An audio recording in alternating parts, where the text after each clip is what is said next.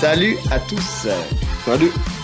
Bon, bienvenue sur le podcast Tatami Connexion, votre podcast préféré après les autres. Je suis Jarod, il est Rolly et on est là pour vous parler du Restons Connectés numéro 41, notre épisode actu hebdomadaire avec des actus plutôt intéressantes pour certaines, mais c'est surtout, on va commencer avec une actu qui est une suite de dossiers infinis et qui ne finira jamais parce que voilà, on est toujours dans les méandres d'une vie dissolue, tu sais, qui se concentre quand il est dans la cage, mais qui est plein de déboires quand il en est sorti. Il a besoin de cette violence en fait dans la cage. Hein. Si tu lui retires cette violence, il vrille. Il vrille ou pas d'ailleurs, parce on va en discuter, mais cette histoire est un peu particulière. John Jones aurait menacé de mort une agent antidopage du nouvel organisme en fait d'antidopage de l'UFC. Donc ça s'est passé lors d'un contrôle antidopage fin mars.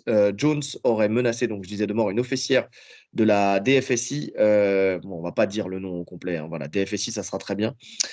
Et il lui aurait pris son téléphone, en fait, tout simplement lors de cette altercation. Donc, elle dit qu'il aurait été sous l'emprise de l'alcool au moment des faits. Et voilà, c'est encore une fois une lourde accusation hein, qui s'ajoute à tous les déboires de John Jones avec la justice.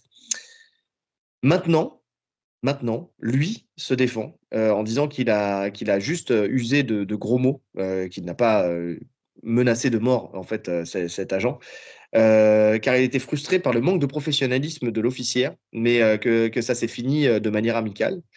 Sa frustration serait venue au fait du fait qu'elle n'aurait pas respecté le protocole standard ni la loi en matière de confidentialité sur le secret médical. Et il apporte une preuve à ses dires, c'est que derrière, il sort la vidéo de caméra de vidéosurveillance qu'il y a devant chez lui, parce qu'on le sait, hein, c'est comme ça qu'on avait vu il était sorti avec son chien et son flingue quand quelqu'un a voulu lui voler sa voiture, où tu les vois effectivement sortir, se checker. Et un autre truc qui me paraît bizarre, c'est qu'il y a deux personnes, tu vois. Ils sont deux agents, en fait, finalement. Elle n'est pas toute seule. Donc, il y aurait un témoin, un autre témoin, tu vois, Ouais. mais qui lui n'aurait pas pris visiblement la parole, en tout cas pas corroboré ni d'un côté ni de l'autre ce qui s'est passé. En tout cas, voilà. Déjà, dans un premier temps, avant de parler de la suite, déjà, il y a ça. Il dit qu'en 20 ans, il n'a jamais, en fait, il n'a jamais eu de souci avec aucun agent. C'est vrai que, à part le fait qu'il se soit caché sous la cage une fois parce qu'il voulait éviter un contrôle antidopage, la cage du Jackson Wing, mais Ouais, sinon, on c'est n'a vrai qu'il jamais n'a jamais entendu eu de de problème. problème. Ouais. Enfin, tu sais de toute façon que c'est quelque chose de courant. Enfin, tu vois, un test antidopage, tout le monde le Bah, vit tout surtout le Jones, temps. en fait. Il est habitué à Oui. ça. C'est un des combattants les plus contrôlés. Donc, ouais, je sais pas quoi penser de cette histoire. Bon, le premier truc qui vient en tête, c'est ce que tu as dit dès le début, tu vois. On se dit que c'est la continuité, que c'est du John Jones dans le texte et que c'est. On n'est pas surpris. Mais finalement, quand tu écoutes les explications et tout, c'est bizarre. De l'autre côté aussi, c'est bizarre. Bah, oui, très clairement, parce que effectivement, si t'as pas la preuve vidéo, tu te dis bon, c'est parole contre parole, mais c'est vrai que là, tu les vois sortir presque bras dessus, enfin, tu vois, c'est un peu compliqué.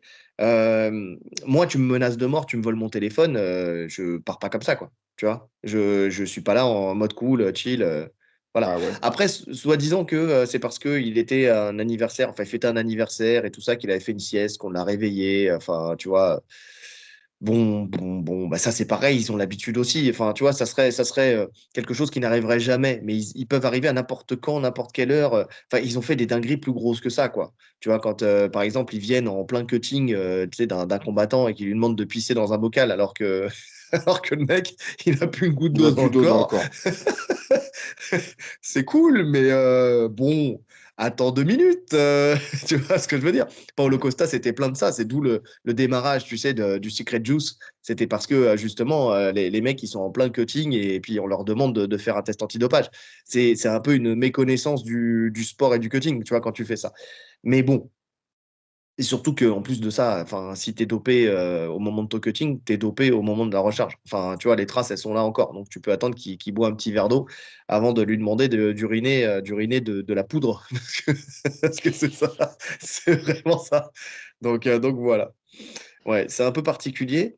Par la suite, il y a eu des rumeurs qui disaient comme quoi il avait été arrêté par la justice et lui, il a dû se rejustifier et ça l'a saoulé en fait de devoir se rejustifier en disant que il était justement à un tournoi de volleyball avec sa fille et que voilà, c'est là où il a expliqué un peu plus l'histoire en profondeur où il disait qu'il était justement en mode anniversaire, Mhm. en mode sieste, en mode ceci, en mode cela. S'il est en mode anniversaire, ça peut expliquer qu'il soit alcoolisé. Peut-être elle a juste eu peur, en fait, tout simplement. Tu vois, peut-être qu'il s'est énervé parce qu'effectivement, il était peut-être pas dans un bon jour. Et puis, si en plus elle a fait des soucis, et si elle a eu des soucis sur le règlement et que ça lui a fait divulguer des choses qu'elle aurait pas dû dire, enfin, tu vois, des trucs comme ça. Bon, bah, tu vois, peut-être que ça justifie son énervement. Bon, après les insultes, rien ne justifie l'insulte, mais bon, voilà, c'est comme ça. Elle a peut-être eu peur, hein. Ça reste un mec qui fait 110 kilos et qui est multiple champion de l'UFC et qui, Ouais, enfin, tu après, vois. ce qui reste bizarre, c'est qu'ils soient deux, comme tu le dis. Ils étaient deux. Oui, Pourquoi on n'a pas l'autre version, on n'a pas le collègue qui s'exprime?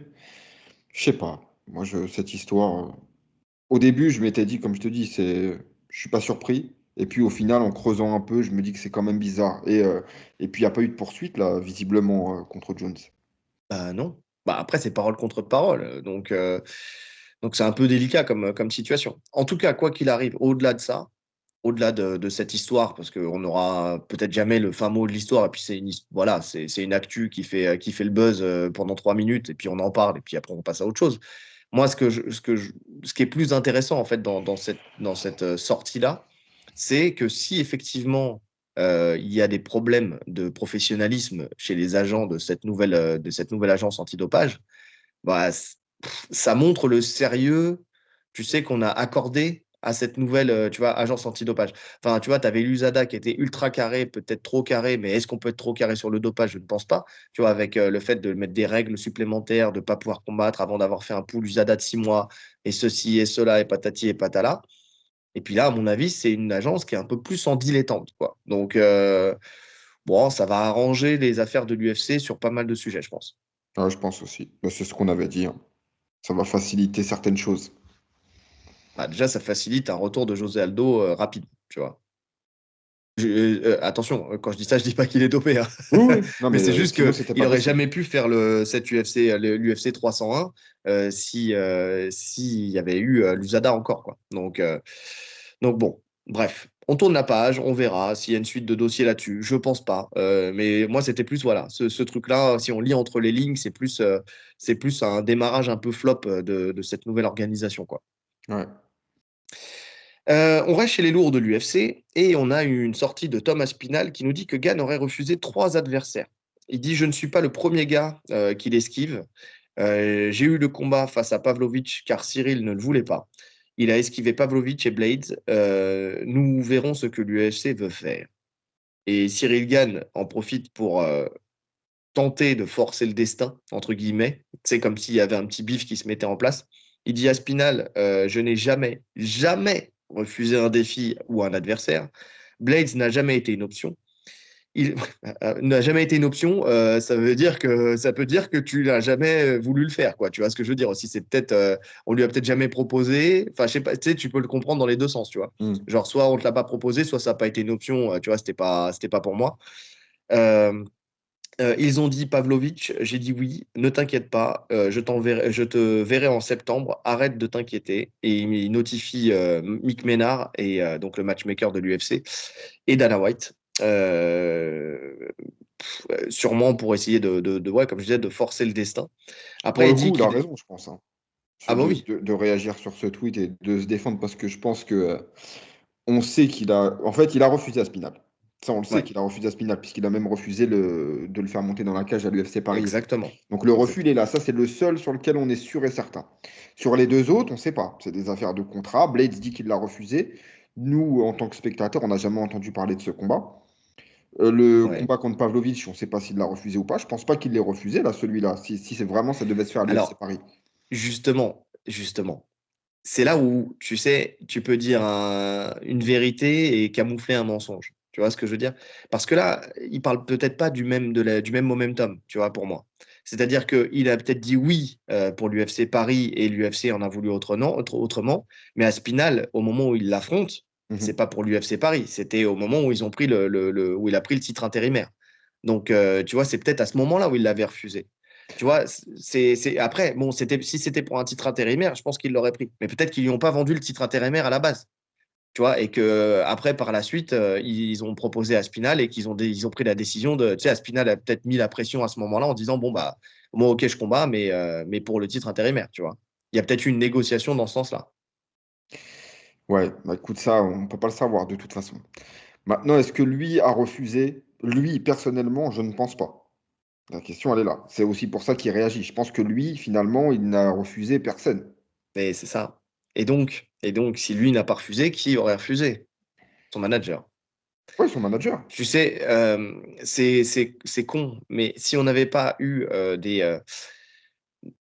on aurait peut-être pas remis ça en question s'il n'y avait pas eu un passif avec Fernand Lopez, tu vois, dans le sens où on sait très bien que pour le cas Abdouragimov, on sait que c'est pas clair cette histoire, tu sais, de contrat où il devait signer à l'UFC, puis pas à l'UFC, puis en fait ça a été le PFL, tu vois.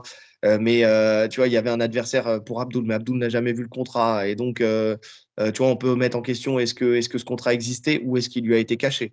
On a eu le passif avec Taylor. Tu vois, pareil, qui a dû, qui- à qui on lui a proposé des adversaires et qui a dit qu'il n'était pas disponible tout de suite.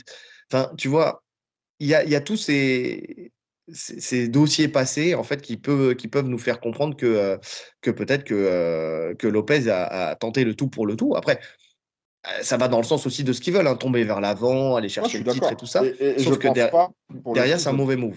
pour le coup, je ne pense pas que Gann était contre ça, tu vois. Dans le sens où je pense qu'il lui a dit, je te laisse gérer. Oui, oui, Tu vois, oui. pour le coup, c'est pas une cachotterie. Je pense qu'il lui a fait confiance. Et c'est une stratégie qui peut fonctionner, hein. Hmm. Donc, c'est juste que là, pour le coup, ça a été un mauvais calcul. Donc là, je pense il veut se relancer dans les discussions. C'est pour ça que là, pour le coup, c'est lui qui tweet, tu vois, et qui répond à Spinal.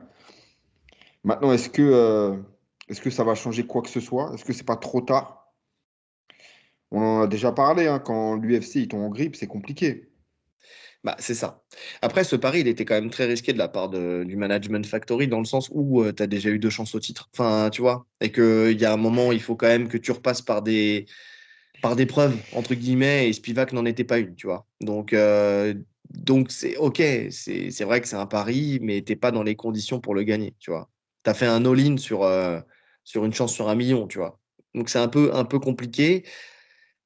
Après, si tu as confiance en ton poulain, bah, tu le laisses affronter n'importe qui, tu vois. Tu le laisses affronter Aspinal. Tu sais, s'il avait affronté Aspinal, il n'y avait même plus de discussion, hein. Il bat Aspinal, il y a plus de débat, Ah, hein. c'est sûr, c'est sûr. Mais je pense que ils ont essayé de jouer sur le fait que la KT des lourds, elle est très limitée en termes de nombre et en termes de noms. Ce qui veut Ouais. dire que tu peux vite te repositionner pour un title shot, en fait, quand tu es déjà placé en haut. Sauf que là, ça n'a pas fonctionné parce que ça s'est quand même débloqué. Il y a quand même quelques noms qui sont arrivés entre-temps. Bah, c'est ça. C'est que tu fais un pari et tu sais pas ce qui va se passer après, quoi. Tu vois? Parce que tu fais les calculs. Alors, Blades, effectivement, bah, tu vois, enfin, tu peux faire des calculs rapides, hein. Enfin, Aspinal gagne. Tu aurais pu le deviner, tu vois. Aspinal gagne contre Pavlovich. Tu sais que s'il y a un Blades qui est pas loin, tu sais qu'il y a eu la blessure, tu sais qu'il y a une revanche potentielle. Enfin, tu sais qu'il y a au moins deux combats comme ça avant que tu puisses, toi, avoir une chance. En sachant qu'Aspinal, c'était pas n'importe qui quand il a débarqué, là, quand il est revenu de sa blessure. C'était quand même un prospect qui était équivalent à Gann, tu vois. Donc, avec deux victoires magnifiques au premier round, tu te doutes que bah, l'UFC, tu vois, entre un mec qui finit à la décision ou qui perd au niveau des title shots et un mec qui finit tout le monde au premier round ou au deuxième round, on connaît l'UFC, on sait que c'est ce qu'il préfère et encore plus chez les lourds. Encore plus chez les lourds. Oui, Donc, c'était un pari c'est risqué. ce qu'on demande. C'est ce qu'on demande aux lourds. Bah oui. Donc là, mettre Aspinal Pavlovic, c'était le combat idéal pour eux, quoi.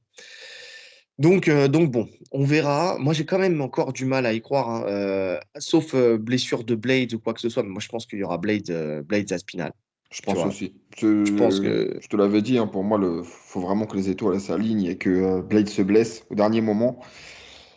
Et là, pour le coup, il n'y aura vraiment pas le choix parce que j'ai cru voir que Almeida était booké pour Ouais. l'UFC 302. Alors, je sais plus contre qui, contre un Russe, je crois.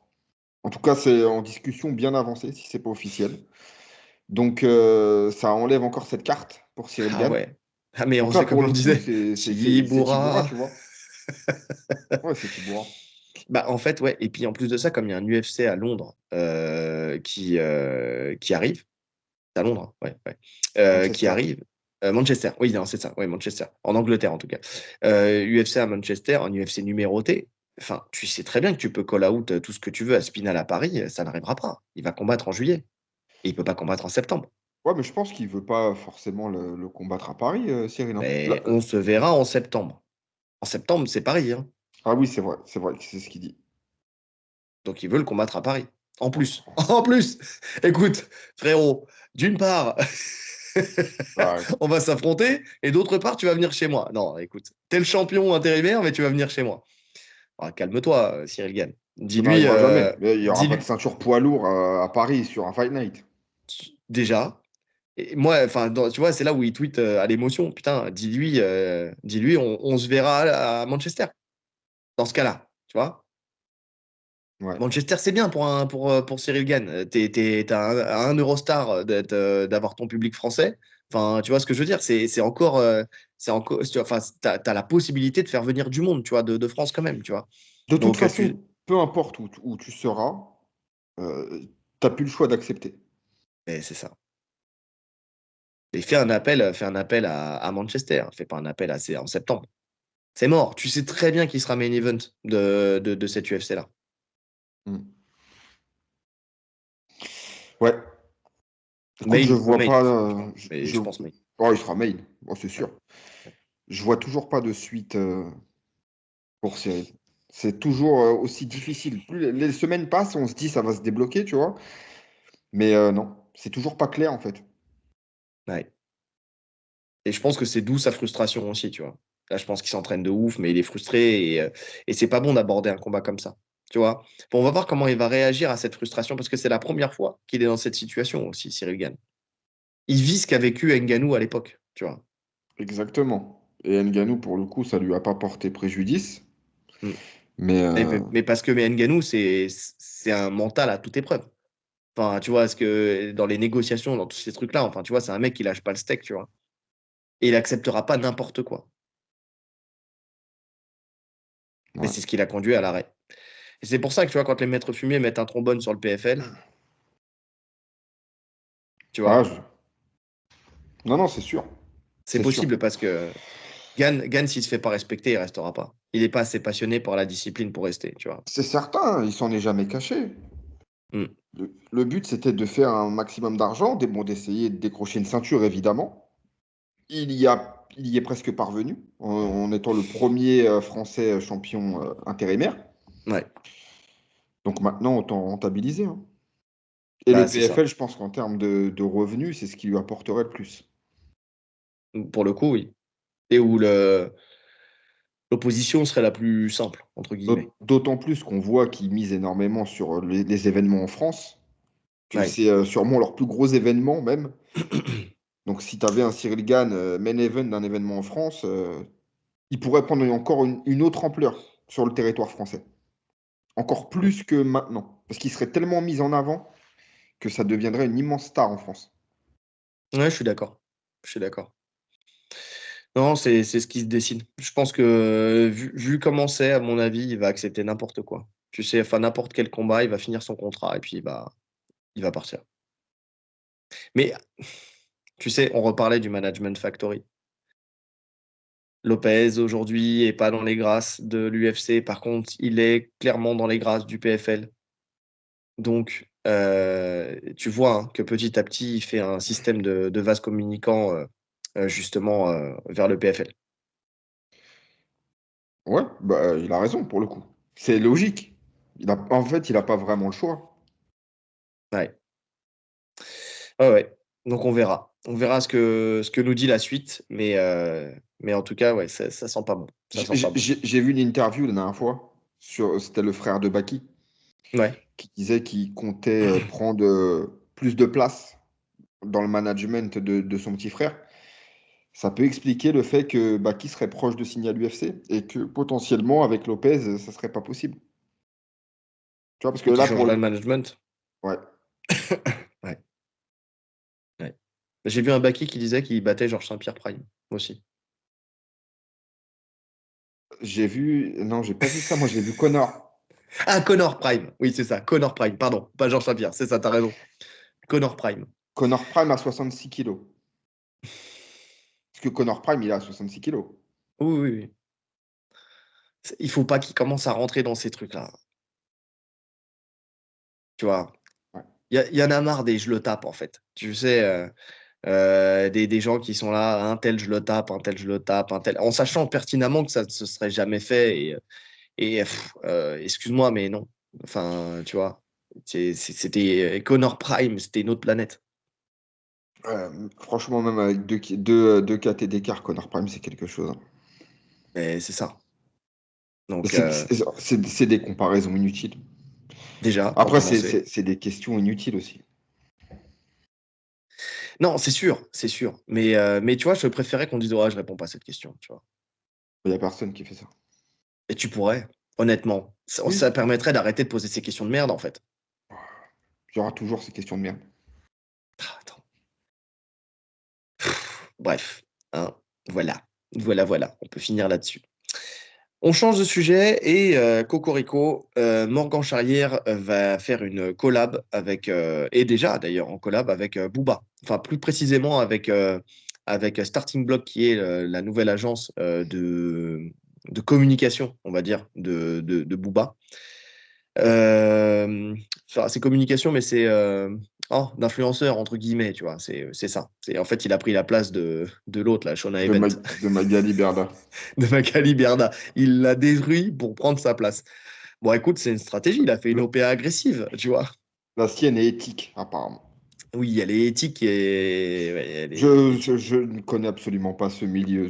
Franchement, je peux pas en parler. Je sais pas, c'est quoi en fait? C'est un truc de publicité un peu. C'est un truc voilà, où il va apporter du soutien à l'image en fait de Morgan. C'est Claire Dabrowski, pardon, qui est la directrice générale associée de l'agence, qui explique que Morgan incarne tout ce que justement Starting Block représente, c'est-à-dire l'audace, l'intégrité et le désir incessant d'impacter positivement la société. Euh, C'est des publicitaires, hein. Oh, j'adore l'audace. Tu es audacieux, Morgan. Tu intègres, Morgan. Oh Mais là c'est là. vrai qu'au ressenti, la collaboration, moi, elle me parle. Ah bah oui, ça colle parfaitement. Ça colle parfaitement. Ça colle Ah oui. parfaitement avec l'image qu'il renvoie, avec l'image de Booba, avec tu sais, la jeunesse, tout le mouvement qui est autour. Franchement, c'est parfait pour lui. Bah, ça va lui ouvrir beaucoup de sponsors et de partenariats, hein, de toute façon. Donc ça veut dire pour lui plus de communauté, ça veut dire aussi pour lui plus d'argent. Plus d'argent, donc Euh, de meilleurs entraînements, une Exactement. meilleure gestion de carrière. Parce que c'est ça Exactement. l'argent en fait, hein. Bien sûr. L'argent, c'est C'est pas d'être uniquement de serein, quoi. s'enrichir, c'est d'être serein pour s'entraîner dans les meilleures conditions. Donc c'est cool. C'est une bonne chose. Ouais, non, c'est clair, c'est clair. Et en fait, ça serait le premier combattant justement de MMA en plus qui signerait. Même premier combattant, tout court. Parce que pour l'instant, c'est des stand-uppers, c'est des sportifs urbains, c'est des street artistes, tu vois, c'est vraiment, tu vois, des choses qui collent avec le monde de la rue, entre guillemets, tu Urbain, vois. ouais. Ouais, et de la rue, ouais, c'est Booba. Un street. Scarface. Et donc là, voilà, ça serait le premier combattant MMA. Donc c'est cool, c'est cool. Bon, franchement, c'est bien. En plus, Morgan, il est super chaud, bah, tu m'étonnes. En plus, ça colle parfaitement, tu sais, avec l'univers de Booba, tu vois. Morgan, tu sais, quand il met ses masques, ses trucs, enfin, tu vois, il est The très, Last très rap. Pirate. Tu vois, il est très rap dans sa manière tu vois, de communiquer, tu vois. Mm. Et donc, il se dit prêt à travailler comme un malade pour ça, tu vois. Il dit zéro excuse, zéro, enfin, coca zéro. Donc, Mais je pense que ça va. Alors, je sais pas, on verra à terme ce que ça va lui rapporter. Là, c'est trop frais en fait pour juger. Parce que sur le précédent combat, il y était déjà. Et oui. il y a pas eu de temps de marketer quoi que ce soit. C'était tout frais. Donc on verra dans les mois à venir ce qu'ils vont mettre en place pour lui. Après, je suis pas sûr que nous, on le verra. Enfin, tu vois, dans le sens où est-ce qu'on est déjà assez proche du monde enfin, tu sais, de l'urbain, tu vois, ouais, je sais pas. C'est pour suivre les marques avec lesquelles il va travailler et tout ça. Non, je pense que ça va être des collabs, tu vois. Ça va être des trucs, si, il faut le suivre sur Instagram. Et c'est là où on va voir un peu quelle marque il va porter. Enfin, tu vois, c'est ça, je pense qu'en fait, il va continuer son travail d'influenceur, de youtubeur, de tous ces trucs-là, mais cette fois-ci, ça sera avec des partenariats, tu vois, sur telle ou telle marque, ou peut-être qu'il apparaîtra sur des events. Tu vois, c'est plutôt ça. Mais je pense qu'il va faire du placement de produit, en fait, tout simplement. Honnêtement, je pense que c'est un système de placement de produit. C'est-à-dire il va prêter son image pour des produits, il va être rémunéré par les marques. Tu vois. Ouais. Ah ouais, non, mais ça c'est sûr. Mais pour le faire connaître encore plus, ils vont forcément mettre quelque chose en place. Parce que plus tu es connu, plus tu vends le produit que tu portes. Ah, mais tu vois ça comment, tu vois? Parce que en soi, ils vont peut-être le pousser, tu vois? Bah, ça marche aussi avec la télé-réalité, tu vois? Qui va être mis en place par M6, tu vois? Je pense que c'est tous ces trucs-là. En fait, en gros, ils travaillent pour te booker sur des émissions comme ça, C'est possible. tu vois?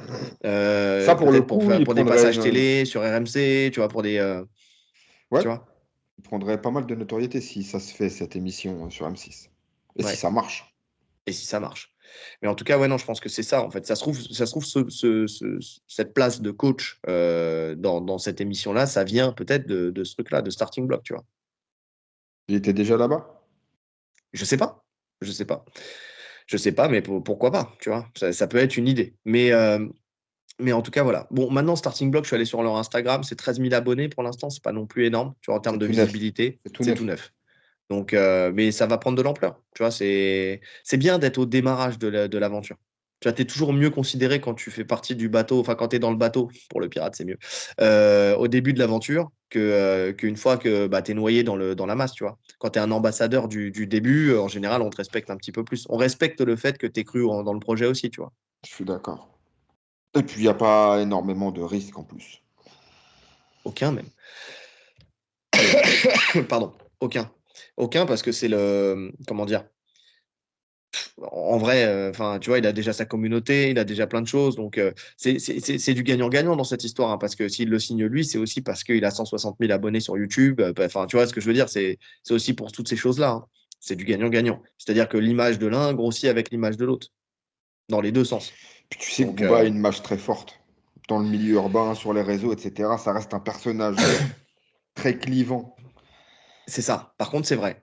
Par contre, c'est vrai qu'il est dans les clashs, c'est vrai qu'il est clivant, c'est vrai qu'il est tu vois, dans pas mal de choses comme ça. Mais dans les clashs où il en sort toujours gagnant. Donc ça aussi, c'est... il Pour sort l'instant, toujours ouais. gagnant de ces clashs.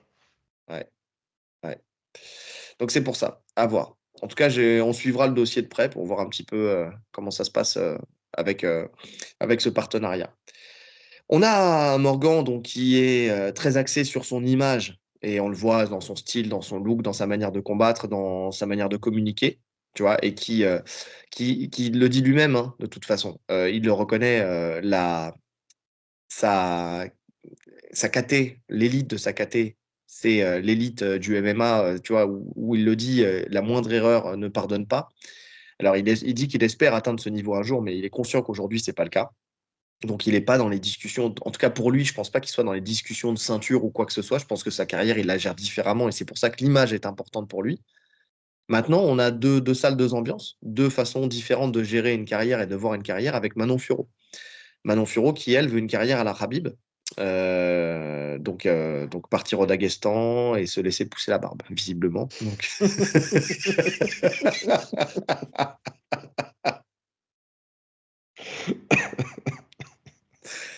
Ah, elle est déjà sur des traitements hormonaux.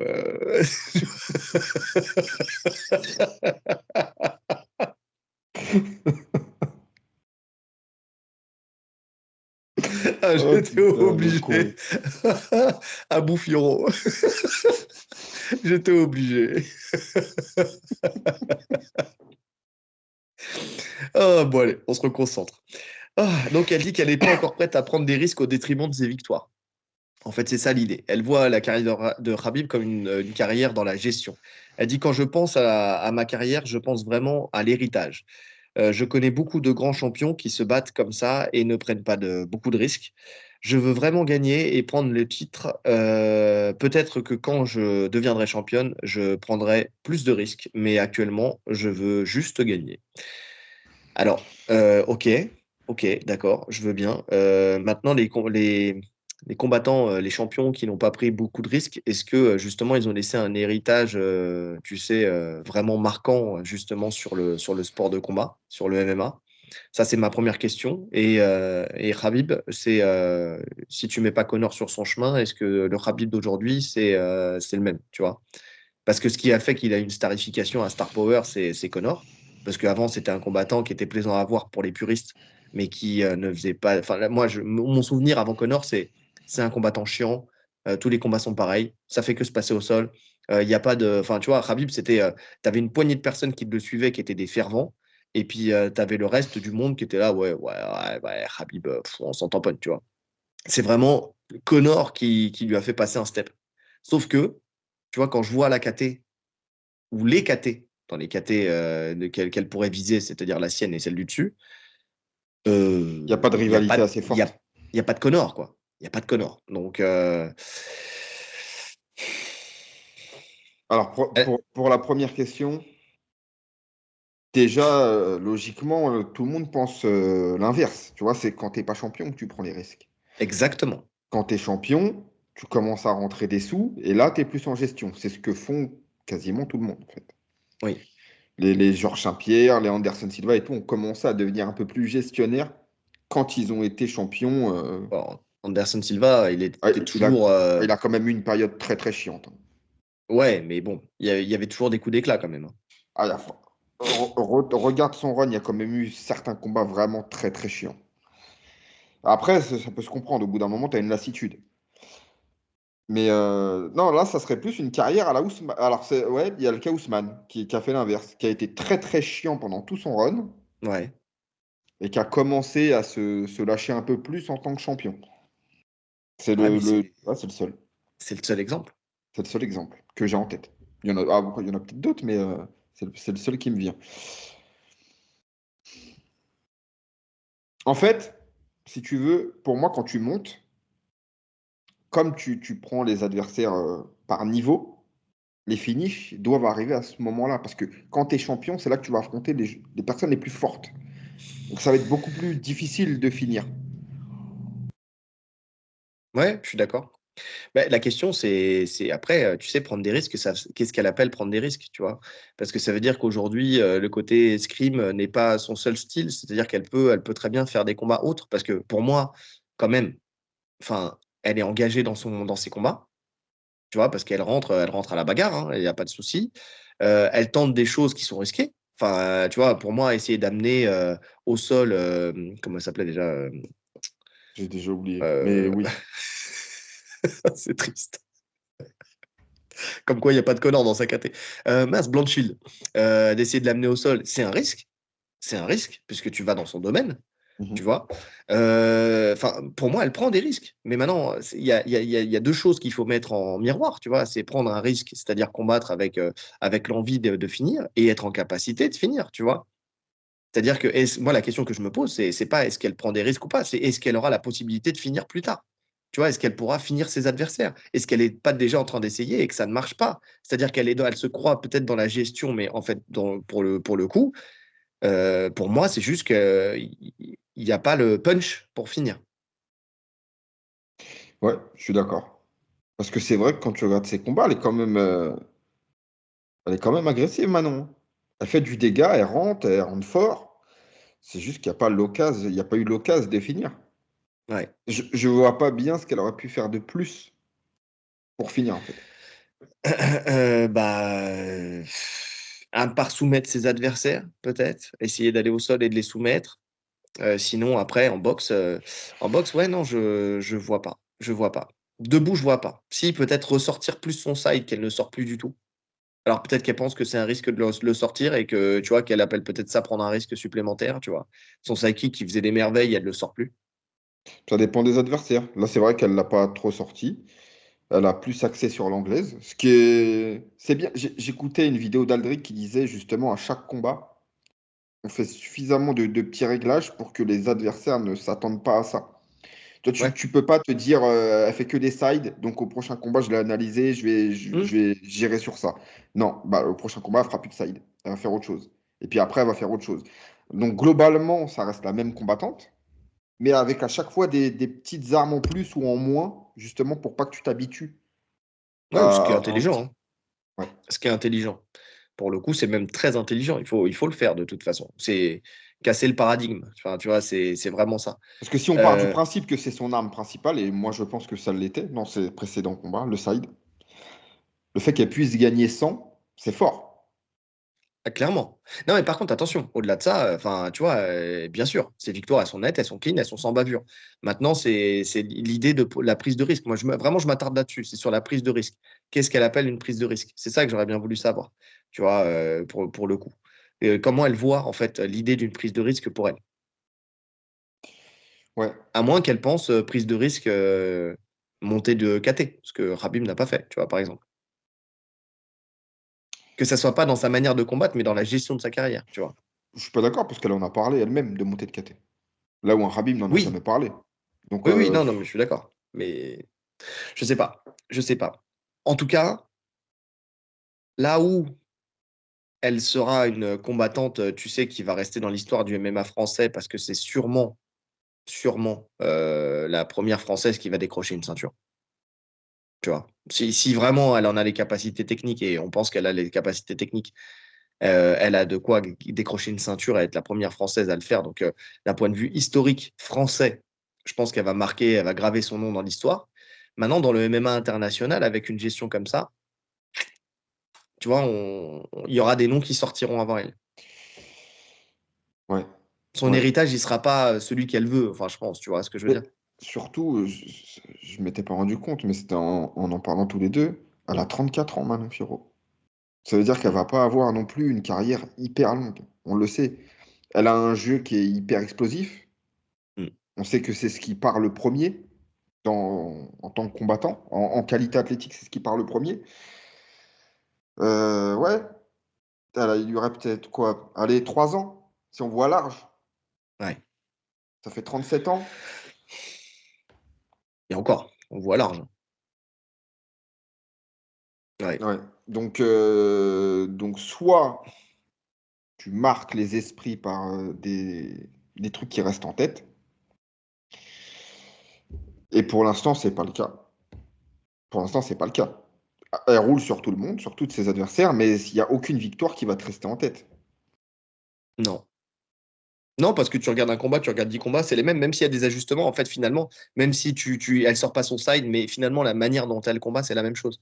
Donc, tu regardes son combat contre Chookagian, tu regardes son combat contre Blanchfield, tu regardes tous ces combats-là, en fait, finalement, c'est la même physionomie, tu vois. Hmm. C'est juste que dans un cas, elle sort un side, dans l'autre cas, elle sort la boxe, mais c'est pareil, tu prends son combat contre Rose Namajunas, c'est le même combat, tu vois.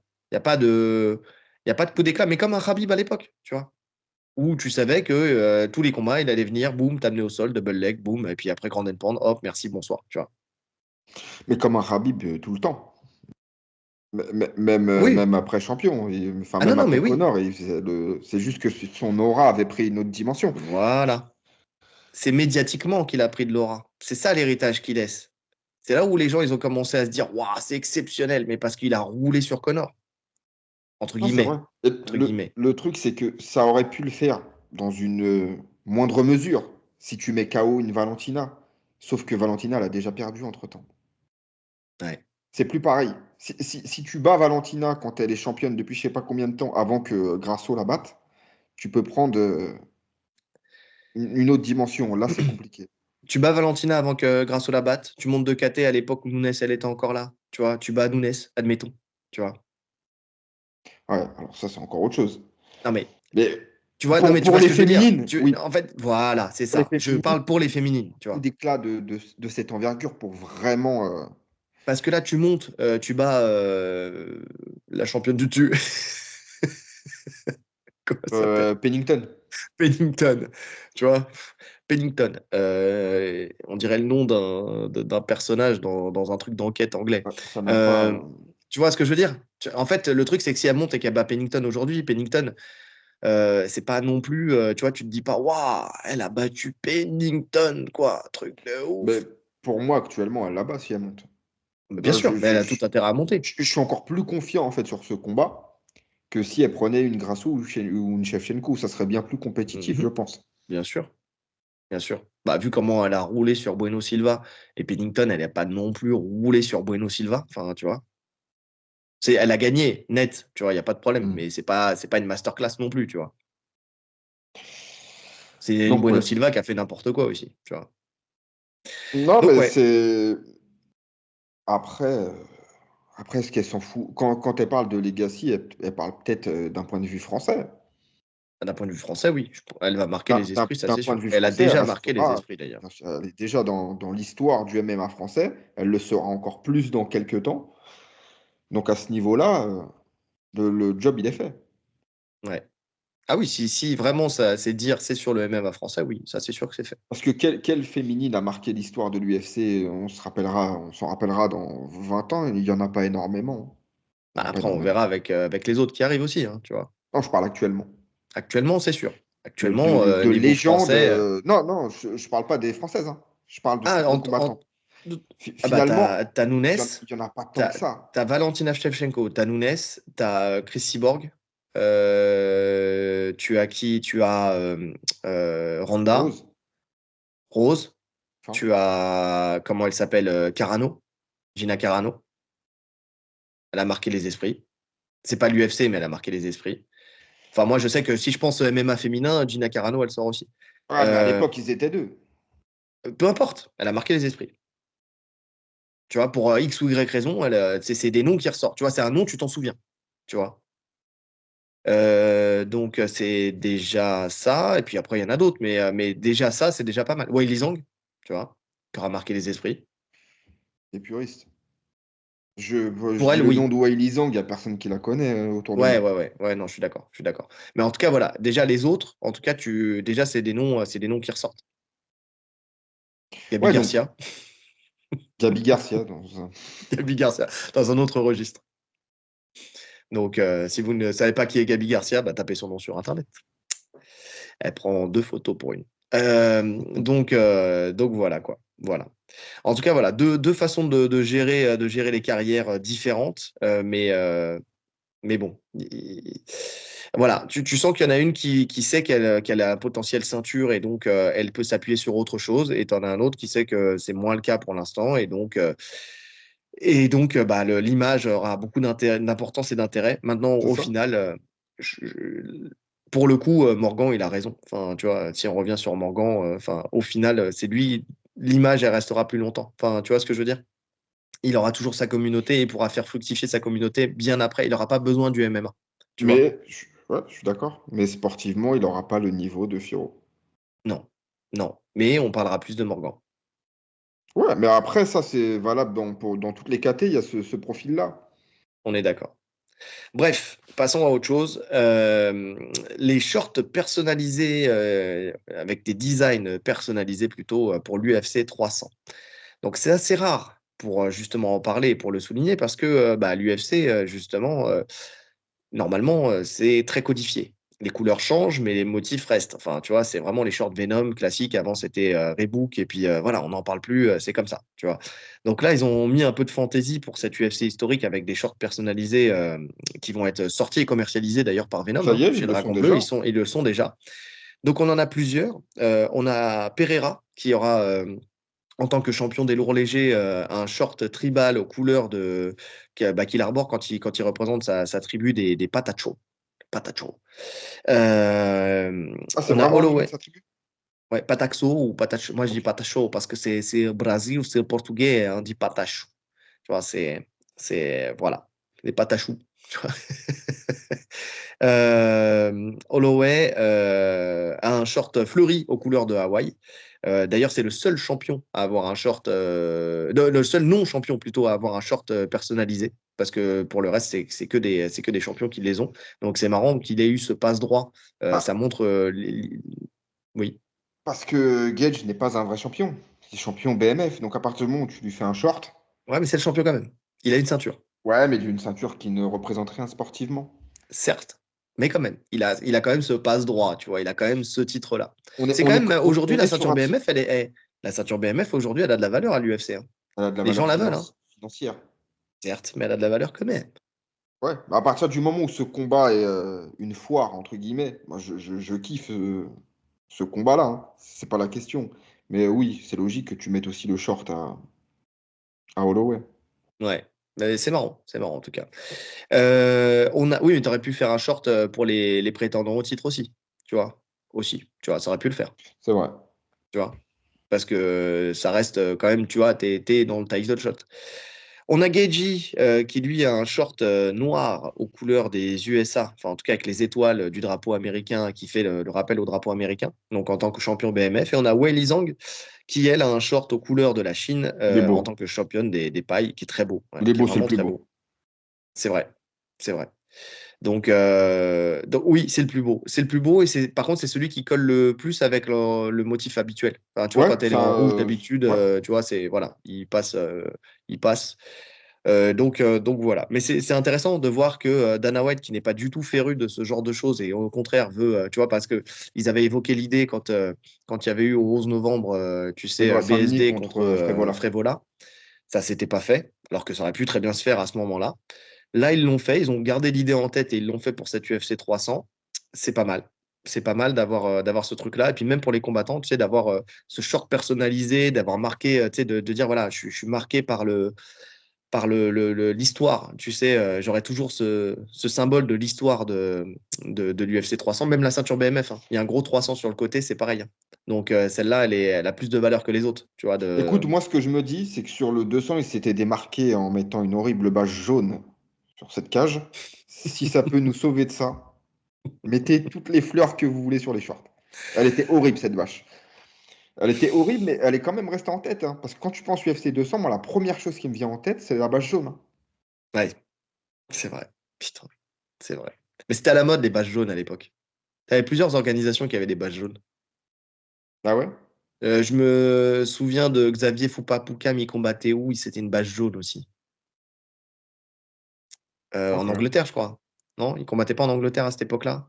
Ah, Tu avais une badge il jaune. a combattu tellement partout. Ben, c'est ça, c'est ça. Mais je Russie, sais beaucoup Russie. il y a une organisation où il combattait où la bâche était jaune. Tu vois, donc il y avait un petit style jaune à l'époque. Mais c'est vrai que c'est laborieux, hein. Ah non, c'est pas beau. C'est pas beau. Non, c'est pas beau. Faut pas avoir la migraine, quoi. Faut Ni pas la être nausée. migraineux. Ni nauséeux. Oh, laisse tomber. Mais en tout cas, oui, non, les shorts, ils sont pas mal. Ils sont pas mal. Moi, j'ai un peu de mal avec celui d'Holloway qui lui convient très bien, mais qui est très Hawaii. Mais bon, t'as l'impression qu'il va plonger dans la piscine à la fin de son combat. En fait, c'est C'est un ça. peu. C'est un short hawaïen. Ça Mais fait même vraiment celui de très. Pereira, hein. Même Moi, celui de je Pereira en kiffe. vrai. Celui de Pereira, je le kiffe. Ouais, mais tu vois, ça fait très maillot de bain aussi. Tu vois, quand je les vois posés, j'ai vraiment cette impression que. Ouais, qui sont au bord de la piscine et qu'avec un petit cocktail, quoi. Ça fait C'est pas pas un short. short. Ça fait pas short de combat. Voilà. C'est vrai que ceux qui font short de combat, c'est celui de Gage, qui est un short Venom classique, en fait, hein, qui pourrait se vendre Oui. depuis toujours. Et il y a des modèles similaires. Et celui de Wiley. Celui de Mais Wiley qui est dans la simplicité, mais c'est vrai qu'il est stylé avec les petits motifs, tu sais, qui te rappellent un peu les symboles asiatiques, truc du dragon, tout ça. Là, ils sont c'est stylés. rouge et or, tu sais, un peu, Ouais. tu sais. Donc ouais, non, il est pas mal. Il est pas mal. Ce qui est dommage, c'est qu'ils aient pas poussé le truc un peu plus loin. Alors après, je sais pas, peut-être que ça sera le cas et qu'on le verra. Tu sais qu'ils n'ont peut-être pas parlé, mais qu'on le verra le jour J. Mais qu'ils fassent au moins un petit rappel du 300 sur tous les shorts. Tu vois. D'avoir un short personnalisé De pour tous tout les le monde combattants. avec voilà, c'est ça, avec un 300 dessus, imprimé, tu vois, un truc un peu stylé, tu vois. Alors, je pense que ça peut se faire, ça. Ouais, c'est pour ça. On verra ce week-end, mais en tout cas, c'est vrai que ça serait intéressant de voir ça, tu vois, de marquer le coup. Si tu veux marquer le coup sur du textile, va au bout des choses, quoi. Tu vois, et tu marques ça. Tu marques ça sur le short. Mais c'est possible que ça se fasse. Tu vois, l'octogone avec le 300 dedans, tu vois, de le caler quelque part sur une cuisse ou un truc comme ça, et ça passe bien, tu vois, ça passe bien. Hmm. Donc, à voir. Mais c'est sympa. C'est sympa. En tout cas, ça démarque un peu. Ça te met un peu une réminiscence de l'UFC 100, tu sais, dans lequel qu'on a analysé, où chacun venait un peu comme il voulait, tu vois. Et il y en avait qui venaient en speedo, on l'a dit. Donc là, voilà, Holloway en short de plage, c'est pas déconnant, quoi. C'est pas déconnant. Et d'ailleurs, il y a Gaethje. qui fait une demande particulière pour l'UFC 300 et qui rappelle un petit peu justement ce qu'étaient les primes à l'UFC 100. Puisque pour événement exceptionnel, il fait une demande exceptionnelle. Il dit: j'ai obtenu 12 bonus en 12 combats. J'espère que pour cette UFC, pour cette carte de l'UFC 300, pardon, le bonus seront de 300 000 dollars. Bon, là, oublie. Calme-toi, Euh, Justin. il dit: je vise toujours le bonus. Il faut que ce soit au moins 100 000 dollars. Et quand on regarde l'UFC 100, à l'époque, le bonus était de 100 000 dollars, justement. Là, aujourd'hui, c'est 50. Ouais. Il y avait autant de bonus? On en a parlé dans le podcast avec Café Crème Sport. Je ne Je sais me plus rappelle qui a pas. sorti cette info-là, mais dans le groupe. Mais oui, effectivement, les bonus, bah, ça doit être Julien qui avait dit comme quoi les bonus étaient de 100 000 dollars à l'époque, Oui, mais est-ce parce qu'il y qu'il en avait parlait des autant? salaires. Ah, est-ce qu'il y avait autant de bonus? Ah, je sais pas. Bon, ouais, il n'y a pas 30 000 bonus hein, non plus. Hein. Il y a le KO de la soirée, peut-être la soumission de la soirée et le combat de la soirée. Enfin, tu vois, c'est tout. Il n'y a plus le KO de la soirée. Maintenant, c'est performance, Ouais, performance, fight. fight, Et en fait, le performance, tu peux le donner autant de fois que tu veux. C'est libre à l'UFC oui, de le décider. ouais.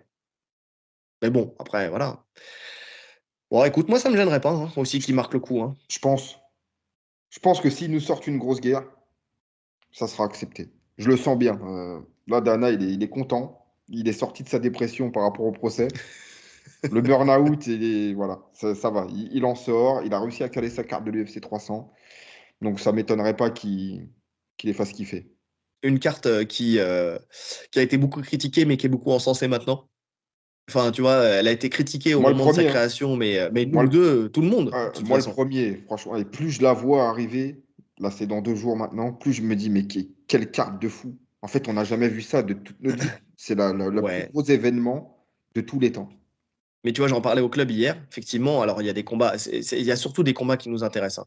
Hein. Tu vois, Holloway, Geji, Oliveira, Tsarukyan et alors dans une moindre mesure, Il Pereira, parce que ce combat il est intéressant. Les gens en parlent, mais tu vois, quand même, on est tous d'accord pour le fait de dire que ça aurait pas dû être le main event. Tu vois. Ça, je suis d'accord. En fait, à carte exceptionnelle, tu pouvais faire une exception aussi dans la gestion de ta carte. Et il fallait mettre Holloway Geji en main event. Ouais, ouais. Maintenant, quand tu regardes combat pour combat, il y a tout un tas de combats que j'ai dans la tête qui ne sont pas sur la carte et qui, pour moi, sont plus intéressants que les combats qu'il y a là. Moi, je parle au Hmm. cumulé, en fait. On Oui, n'a oui, jamais vu une carte comme ça. Et tout sport confondu, hein. C'est oui. la plus grosse carte de l'histoire des arts martiaux sur un événement. C'est incroyable. Il T'as y a été que payé des combien par combats Dana de... pour dire ça? Mais que dalle, c'est ça le pire. Je vais demander 300 000 comme Justin. Il Non, va te donner franchement, 300 000 yens, 300 000 roubles. Non, des 300 000 bahts. Voilà. il n'y a pas... oh, ouais, à part les combats peut-être féminins que je suis pas particulièrement. Et j'ai quand même envie de voir Kayla Harrison juste pour voir Oui, si je elle fait suis le poids. curieux. Oui, déjà. Avant même le combat, oui, déjà. Et sinon, il n'y a pas un combat qui m'intéresse pas. Si Kayla Harrison a fait une masterclass, on en parlait avec Julien en off, potentiellement, ils peuvent réouvrir la KT du dessus.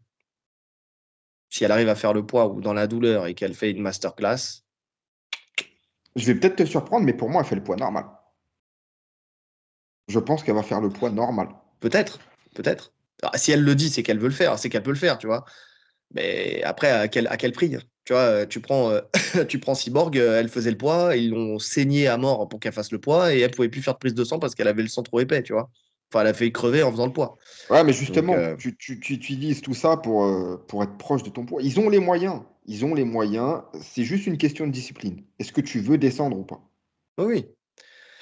Non, mais on est d'accord. Mais bon, en tout cas, quoi qu'il arrive, si elle fait une masterclass contre Holmes et qu'elle marque son entrée, tu sais, avec un gros tampon Kayla Harrison, peut-être qu'ils peuvent réouvrir la KT du dessus.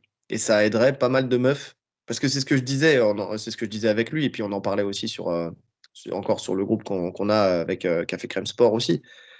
Ce que je disais, c'est que tu peux pas demander aux meufs d'être de plus en plus performantes, d'être de plus en plus volumineuses, donc de faire des coups d'éclat, mais de les maintenir dans une KT, tu vois, où elles ont Hmm. du mal à descendre. Enfin, tu sais, il y a un moment, il faut laisser exprimer le corps, tu vois. Donc, il faut laisser une KT au-dessus. Tu vois, c'est pas déconnant d'ouvrir une KT au-dessus, de la laisser ouverte. En tout cas, vous de la réouvrir. Alors, ça va peut-être, par contre, pas se poser un problème dans la KT des 61, des Bantam, parce que ça va vider une partie du roster. Mais bon, parce qu'il y en a plein qui monteront. Il y en a plein qui monteront. Ou alors, peut-être pas tant que ça, en fait, finalement. Alors, il y aura une KT qui sera lésée par rapport à l'autre. Mais bon, Bah, c'est c'est pas pour ça, déconnant hein. d'avoir les deux, quoi. C'est pour Ah, mais ça qu'ils l'ont fermé. faut embaucher, messieurs. Faut embaucher. C'est tout. Aujourd'hui, il y a plein de meufs qui sont là, qui attendent. Le MMA féminin, il s'est développé de ouf. Donc, il y a plein de filles qui attendent et il faut embaucher. Il faut faire le pari que le MMA féminin aujourd'hui fait partie du décor et que c'est pas déconnant d'avoir plus de filles. Plus de filles égale d'adversité, plus d'adversité égale augmentation du niveau égale plus beau combat. Ben, tu vois, Mm. faut voir, faut voir.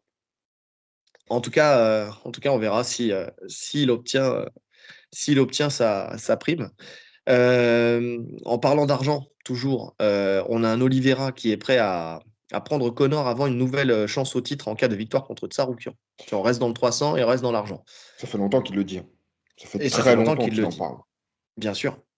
Et la raison est simple, il dit que l'argent, bah, il faut faire grossir le compte. C'est vraiment ça en banque et ensuite revenir au potentiel, à la potentielle chance au titre. Et encore, tu vois, limite, il est même plus trop dans cette discussion du titre, tu vois. Lui, il a déjà été champion, il a déjà défendu sa ceinture, il a déjà montré que c'était l'élite de la catégorie. Aujourd'hui, je pense qu'il a conscience que de toute façon, la chance au titre, elle va être très compliquée parce que Makhachev ne veut pas tout Parce qu'elle ne simplement le dépend pas de réaffronter. lui. C'est ça le truc. Exactement. Elle dépend ni de lui ni de ses performances, donc c'est compliqué. Bah, c'est ça. Donc là, on voit que les discussions, c'est plus entre Poirier et Guedji qu'avec lui. Donc il n'est pas fou de toute façon. Donc il va laisser passer le temps. Et quitte à laisser passer le temps et à rester actif, autant rester actif face à un Conor. Bon, maintenant, il n'est pas dupe. Il dit qu'il sait qu'il publie des choses sur lui de temps en temps, mais qu'il efface en général parce il est assez intelligent pour combattre avec des gens avec qui il a une chance de gagner la victoire, ce qui n'est pas du tout le cas contre Oliveira. On va pas se mentir, Oliveira, c'est un sacré bourbier. Que si combat se ferait, ça se fera en Walter, tu vois. Mais bon, voilà, il croit pas trop non plus dans ce combat-là. Il l'appelle, mais il est pas dupe. Il sait très bien qu'il y a peu de chances que ça se fasse. Non, il n'y a même aucune chance en vrai. Il n'y a Oui. aucune chance parce que il faut que Connor, comme il a dit, il faut qu'il en tire un intérêt. Ouais. Et prendre Oliveira n'a aucun sens pour lui. Il n'est pas champion, il est risqué. Non, ça n'arrivera pas. Ça n'arrivera pas.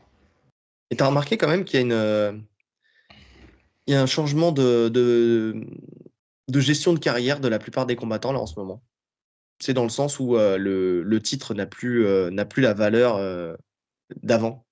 Enfin, tu vois, on disait que quand tu avais le titre, et ben, c'est là où tu gagnais le plus d'argent, tu vois, que tu avais comment dire, que tu avais ton million assuré presque, enfin, tu vois, les points de pay-per-view, ce genre de choses. Et en fait, tu te rends compte que bah, là, il y a certaines stars de l'UFC, là, enfin, en tout cas, qui deviennent des stars avec le temps, qui en fait, n'en ont plus rien à faire du titre et qui veulent faire juste des super fights qui leur rapporteraient beaucoup plus, tu vois. Comme qui? Chandler, tu vois. Mais je parle tu sais, des combats où tu sais qu'il va y avoir de l'adversité, qu'il va y avoir du chaos, qu'il va y avoir de la prime, du bonus, enfin, tu vois, des trucs comme ça. Mais tu prends Chandler, tu prends Oliveira, tu prends Poirier, avant qu'il reparle du titre là, parce que ça se représente, mais il était dans un truc où il voulait plus, le titre, ça l'intéressait plus que ça, tu vois. Ouais, mais en fait, T'as- tous les mecs que tu cites, c'est des mecs qui sont sur la fin. Ils n'avaient pas cette mentale il y a quelques années parce qu'ils espéraient encore vraiment le titre. Là, c'est leur carrière, elle est finie. Ouais, ouais, ouais. Ouais. Donc tu Non, oui, relativises ça, oui, bien sûr. tu fais les calculs et tu te dis, ok, je vais faire un run pour la ceinture que je vais sûrement conserver peut-être un an parce qu'il me reste un an ou deux dans les pattes, ou alors j'essaye de faire un maximum d'argent. Ouais. Ouais, mais ça veut dire que le statut de champion n'est pas le statut qui te rapporte le plus. Parce Et que, en fait, c'est ça, en fait, c'est là où je voulais en venir. Tu vois, dans le sens où, normalement, quand tu es champion, tu devrais être l'homme le mieux rémunéré de ta caté, tu vois. Mhm. Mais Donc, c'est drôle parce que tous les noms que tu as cités viennent d'une seule et même catégorie. c'est vrai. Tu peux pas le faire dans les autres catégories. Parce qu'en fait, c'est C'est tous vrai. des stars dans cette caté. Donc, n'importe quel combat va te rapporter de l'argent, va te rapporter des bonus, une exposition médiatique et tout. Dans les autres catés, c'est moins vrai. Oui, ça, c'est tellement vrai, ça, c'est vrai. C'est vrai que ouais, c'est juste dans cette caté. Mais je pense que c'est aussi du fait, aussi, donc le fait que ce soit tous des stars et que ça soit un panier de crabes où tout le monde peut aller à la ceinture à un moment ou à un autre, tu vois. Il y a ça aussi. Donc tu relativises et tu te dis, bon, bah, si ça vient, ça vient. Si ça vient pas, tant pis. De toute façon, il y a d'autres beaux fights à faire, quoi. En fait, tu comprends vite que dans cette caté, c'est plus ta puissance médiatique qui va t'amener au titre que un run, parce que peu importe qui tu vas battre dans le top 5, même si tu es classé cinquième, tu peux combattre pour la ceinture. Parce Oui. ils sont tous capables de battre n'importe qui sur un combat. Donc autant Ouais. faire un combat lucratif et en faisant une grosse perf, espérer d'être placé sur le titre.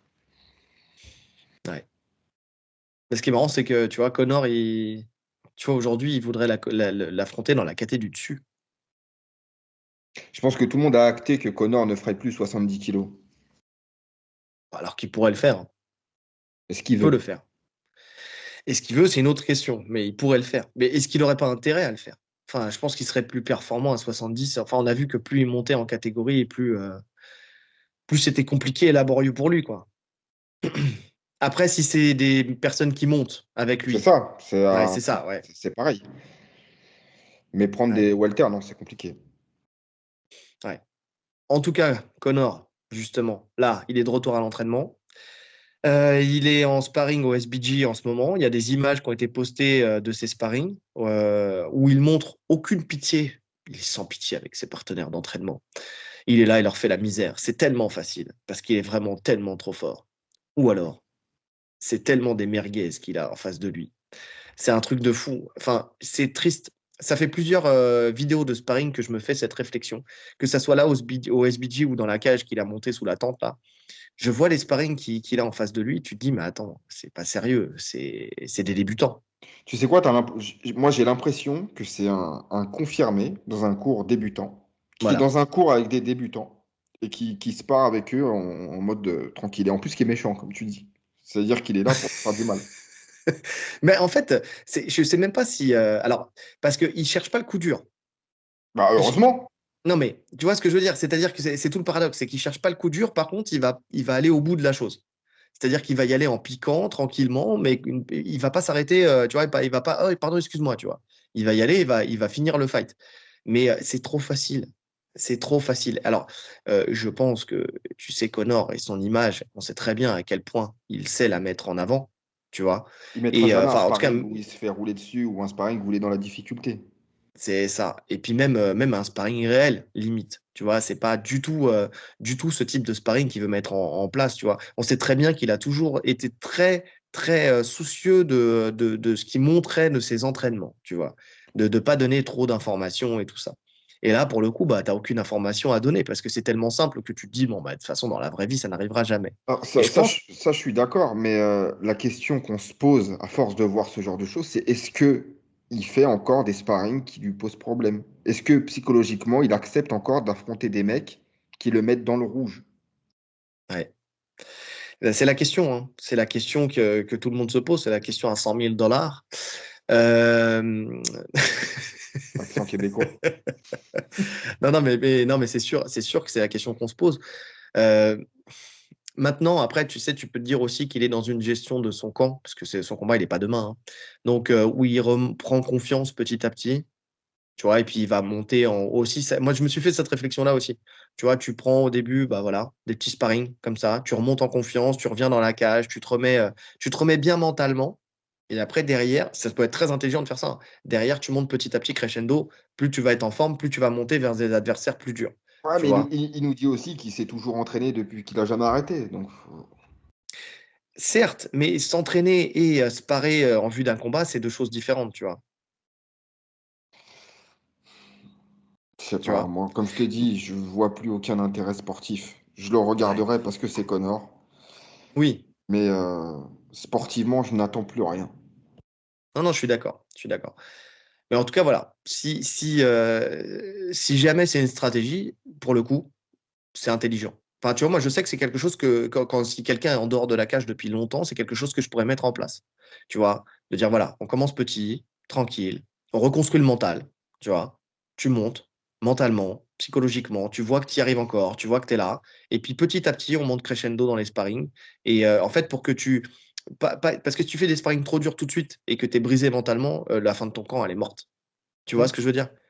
Donc, le fait de revenir petit à petit, et en fonction de ta forme, monter, monter, monter, monter, monter dans l'adversité, passer les steps hein, de débutant, intermédiaire, confirmé, c'est bien, c'est intelligent, c'est intelligent. Faut Tu sais, voir, moi, faut voir. le seul truc qui m'aurait rassuré sur une possibilité sportive pour Connor, ça aurait été un changement de camp. Ça n'arrivera jamais, hein. Ouais, Mais ça aurait été qu'il se mette dans le dur, justement, et qu'il, je sais pas, qu'il aille rejoindre un grand club, ou qu'il fasse venir même, mais qu'il aille, je sais pas, chez Jackson Wink, ou chez Firas, ou des choses comme ça. Avec des mecs qui sont habitués à côtoyer des champions, ouais, des grands champions, qui ne l'auraient pas respecté à outre mesure, parce qu'on sait très bien qu'il fait ce qu'il veut au SBJ. On sait ouais. très bien que c'est lui le coach principal, en vrai. Même Et on le si son sait, coach est un excellent coach, hein, mais il a plus cette aura de coach comparé à Connor, par rapport à Connor. oui, et on le sait que de toute façon, vouloir être coach et combattant, ça fait pas bon ménage. C'est impossible. C'est impossible. Donc ouais. Après, quand tu dis ouais, Tristar chez Firaz, enfin moi je c'est pas là que je leur ai envoyé de prime abord. Enfin tu vois, c'est pas là que Non, j'irais non, parce c'est des que noms qui me oui, sont venus en c'est un tête, tu vois. exemple. Non mais voilà, non mais pour le coup, c'est juste parce que quand tu regardes la Tristar, ça fait bien longtemps là qu'ils sont pas sortis quand même quelqu'un dans l'élite de l'UFC quoi, Ouais, si je me ouais. trompe pas. Donc donc ouais, c'est un peu compliqué. C'est un peu compliqué.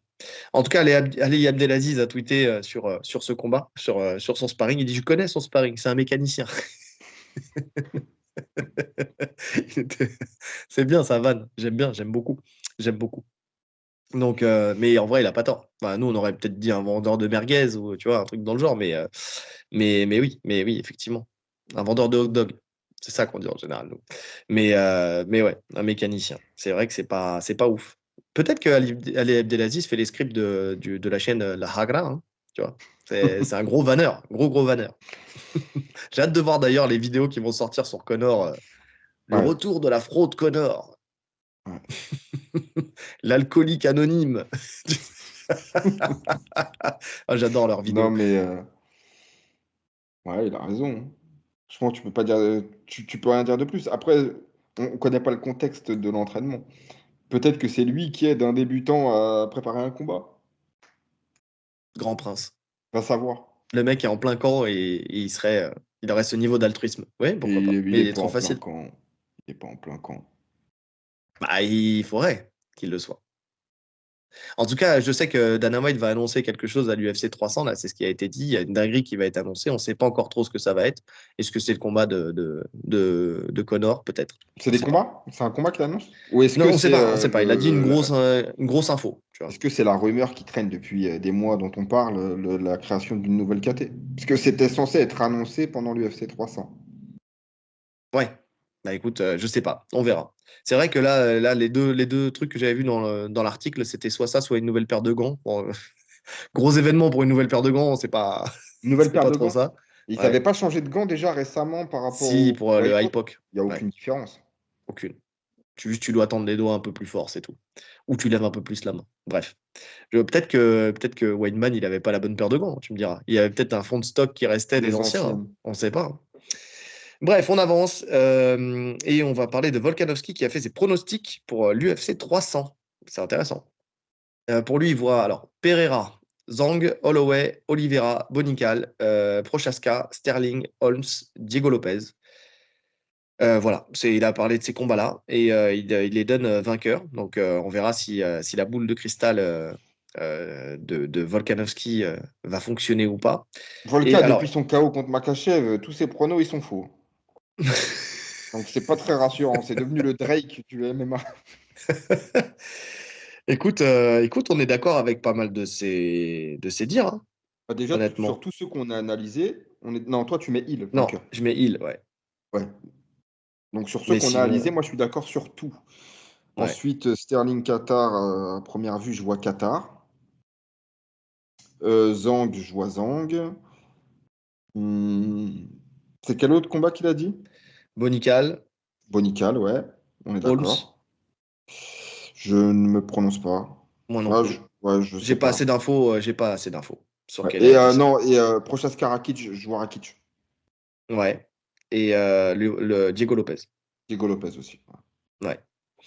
Donc ouais. En tout cas, il est d'accord avec nous sur Holloway. Après, c'est parce qu'il a eu son vécu aussi avec Holloway, où il précise que en fait, il faut pas oublier son menton dans l'équation. Et que peut-être que Gagey sera le premier à finir Holloway, mais que lui aussi, il a essayé pendant très longtemps et qu'il n'a jamais réussi à l'ébranler, tu vois. Et il cogne dur, Volkanovski. Donc, alors c'est pas un mec qui est connu pour mettre KO, tu sais, sur une frappe, mais on l'a dit, Gagey non plus, c'est un destructeur, hein. Les deux sont des destructeurs, et il n'a pas réussi à le détruire, tu vois, même mentalement. Donc, euh, donc ouais.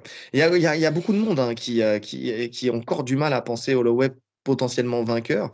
Il y en a beaucoup, tu vois, je pense à Mathis hier qui disait, moi je vois, tu sais, au club, qui disait, je vois Gagey détruire Holloway. Mais vraiment, genre un bain de sang, quoi. Je te L'ouvrir dis, dans tous les sens. on reste Je veux dans dire, on reste dans cette image de Ferguson, en fait. ouais, c'est ça. Des Et gens, que, comme, ils projettent complètement l'image de Ferguson sur Holloway. Parce que même dégaine, parce que même style, enfin, tu sais, longiligne, même Hmm, tatouage dans le dos, deux brins. Alors que déjà, c'est pas du tout les mêmes combattants, pas du tout le même style. Et en fait, sur quoi on se base pour dire ça? Sur quoi on se base pour dire ça? Qui a fait ça, Holloway? Personne, personne. jusqu'à présent. Et il a affronté vraiment des monstres. Et il a déjà fini en bain de sang, mais c'est pas grave, parce que en fait, quand lui finit en bain de sang, Alors toi l'autre, aussi. voilà, c'est ça. C'est que c'est donnant-donnant, quoi. Mm. Œil pour œil, 100%. Non, ce combat, il est dur à pronostiquer parce qu'il y a des inconnus, comme dans tous les combats. Là, l'inconnu, c'est ce qu'il pourra encaisser. À partir du moment où on a cette réponse, qu'on voit qu'il pourra prendre des frappes, pour moi, il va dérouler, comme on l'a dit dans le pronostic. Ouais. J'ai hâte, hein. J'ai hâte. J'ai du mal Moi à me aussi. dire que c'est ce week-end. Ouais. Tu sais, on en a tellement parlé, on a tellement été, on en parle depuis tellement longtemps, on a fait des analyses depuis 3 semaines. Tu vois ce que je veux dire? Que j'ai du mal à me dire que c'est ce week-end. Tu vois, je suis pas là en train de me dire, bah, samedi soir, je suis devant ma télé, tu vois. Ça fait quasiment un an qu'on parle de cet événement. J'ai Mais l'impression que c'est depuis ça. qu'on a commencé ce format Restons connectés, il y a l'UFC 300 tous les 3-4 Ouais, épisodes. ouais, peut-être pas non plus, mais pas loin, pas loin. Non, je pense qu'on en parle vraiment depuis avant l'été, quoi, peut-être, ouais. Ouais. Non, il y a encore. Non, non, non, je crois que non, je suis pas sûr qu'on en parlait avant l'été. Non, je crois que c'est depuis Oh, il y avait septembre, hein. déjà des rumeurs, des petites infos. Ouais, ouais. Mais bon, en tout cas, on va voir. On va voir si la boule de cristal fonctionne et surtout, ouais, si il a raison pour Holloway. En tout cas, il va dans notre sens et rares sont ceux qui parient un copec sur Holloway là, en ce moment. Donc vraiment, Gaethje, il jouit d'une aura de ouf, tu vois, Il jouit du chaos qu'il vient de mettre aussi sur Poirier. aussi. Ouais. Et quand tu vois, t'as vu les photos de d'Holloway? Il est Finalement, énorme. il est énorme, mais son physique, il n'est pas bien différent de quand il est en 66. En fait, c'est le même physique, Ouais, même ouais, ouais, affûté de la même manière, il est plus massif. mais plus massif.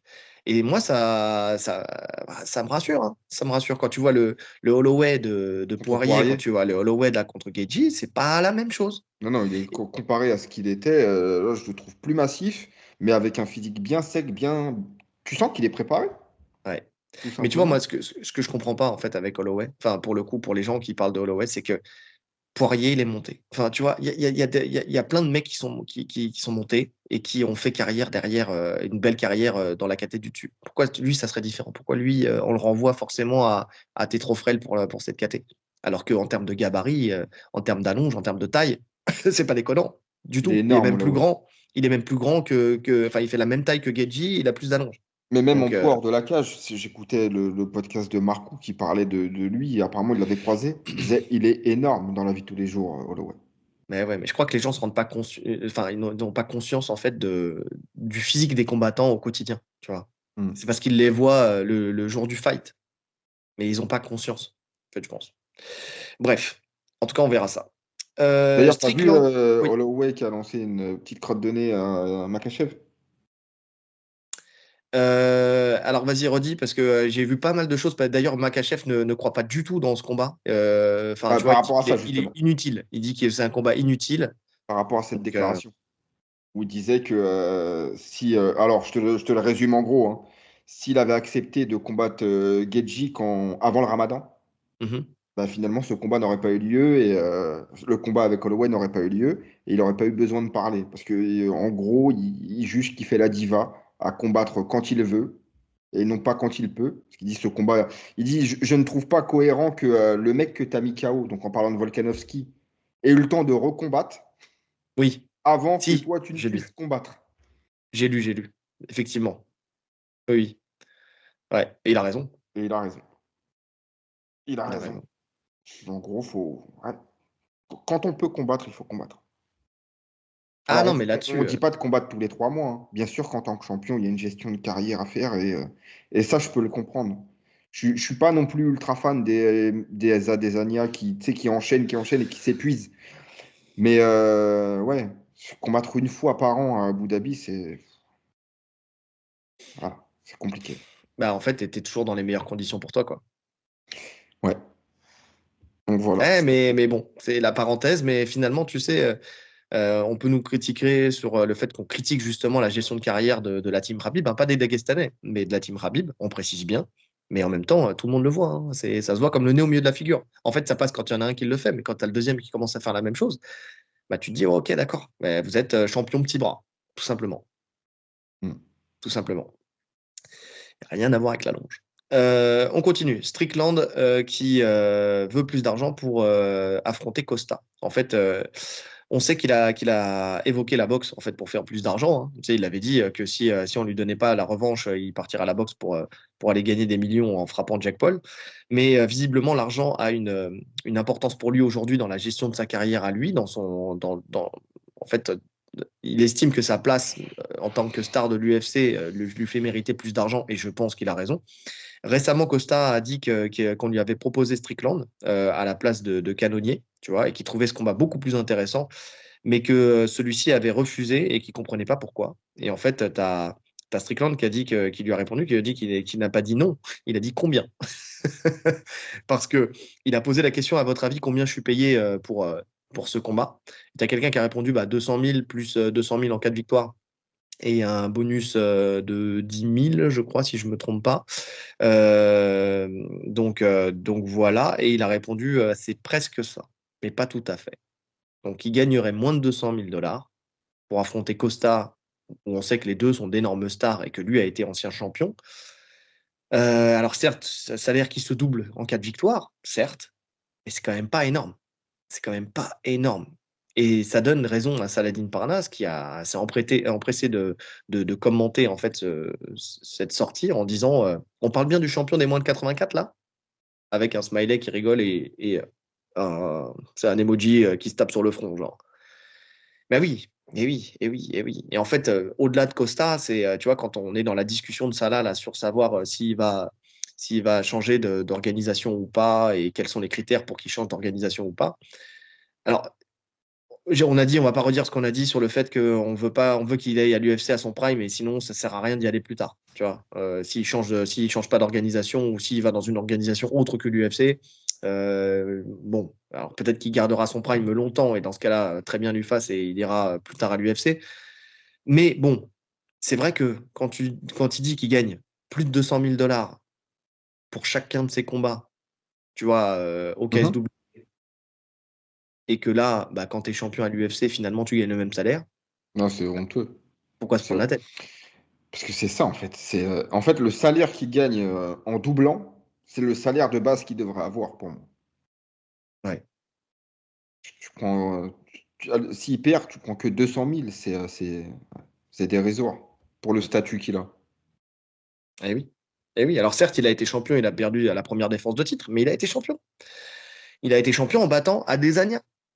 Tu vois, en plus, c'est pas genre la ceinture qu'il a gagnée comme ça contre le mec. Voilà. Mm. Par exemple, tu vois, on aurait pu dire, tu vois, Duplessis qui gagne la ceinture contre Strickland, tu vois, ça n'a pas la même saveur que Strickland qui gagne la ceinture contre Adesanya. Tu vois, si on fait voilà, Ouais. la corrélation, tu vois. Donc, ouais, non, c'est compliqué, hein. C'est vraiment compliqué ces salaires à l'UFC. En fait, il faut vraiment qu'il y ait un changement là-dessus. On en parle toutes les semaines, mais il faut vraiment qu'il y ait un changement là-dessus. En fait, si on en parle toutes les semaines, c'est que toutes les semaines, on a des raisons différentes et supplémentaires de dire qu'il faut qu'il y ait une évolution sur ce sujet-là, quoi. C'est pas possible autrement. Ouais, et si on en parle toutes les semaines, c'est que on voit qu'il n'y a aucun changement, que c'est pas envisagé, c'est ça le truc. C'est pas envisagé, hein. Non, loin de là, loin de là. Mais bon. Et surtout quand tu vois qu'il y a certains. En fait, c'est quand tu vois que je pense qu'un Bonical, par exemple, s'il continue à monter comme ça, lui, il est super bien payé, tu vois, par rapport à un Strickland. Ouais, Tu vois. je me demande c'est quoi son salaire déjà actuel. Je pense déjà qu'il a un salaire intéressant pour le niveau où il en est dans sa carrière. Ouais. Bah, si les salaires de l'UFC 300 sortent, de toute façon, il y a potentiellement, ça peut sortir, hein. Sur ce type d'événement, je pense que tu vois, c'est le type d'événement où ils peuvent sortir les salaires pour qu'on puisse voir un peu combien ils ont été payés. Et bah, on le saura à ce moment-là.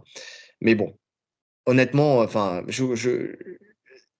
quand même, à terme, tu vois, j'ai peur que l'UFC, aujourd'hui, on s'en prend, ça va pas être demain, mais qu'à terme, les gens vont péter des câbles. Enfin, tu vois, ils vont aller signer ailleurs à chaque fois.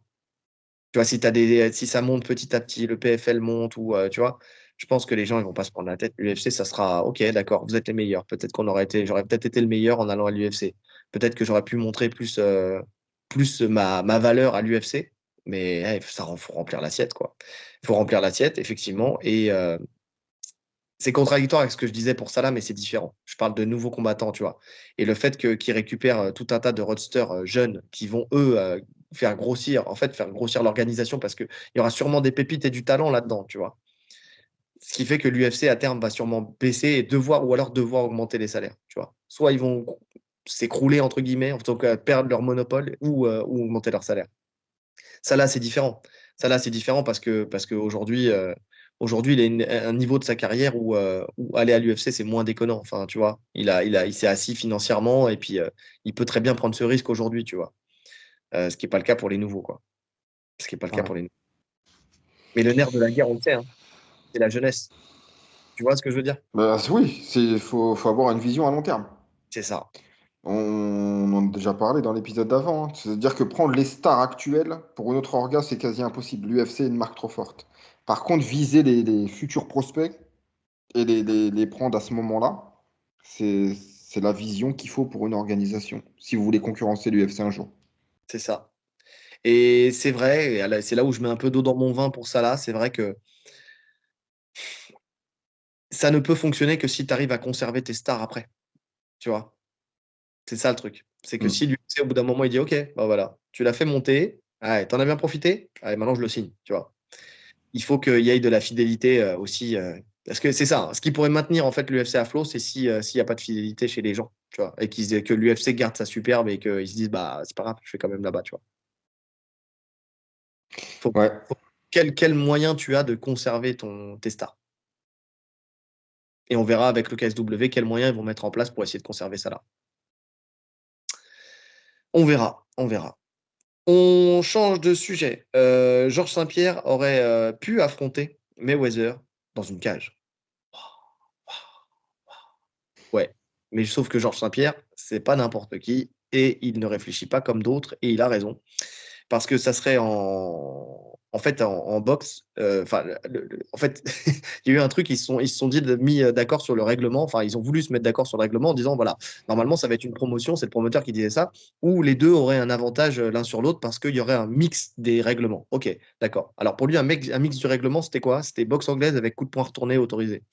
Ok, super. Autant dire que dans c'est une cage. dans une cage. Dans un ring en forme Ah oui, c'est ça, ring en forme d'octogone. Donc, c'est même autant pas te une. dire que c'est un combat de boxe, quoi. Voilà, c'est exactement ça.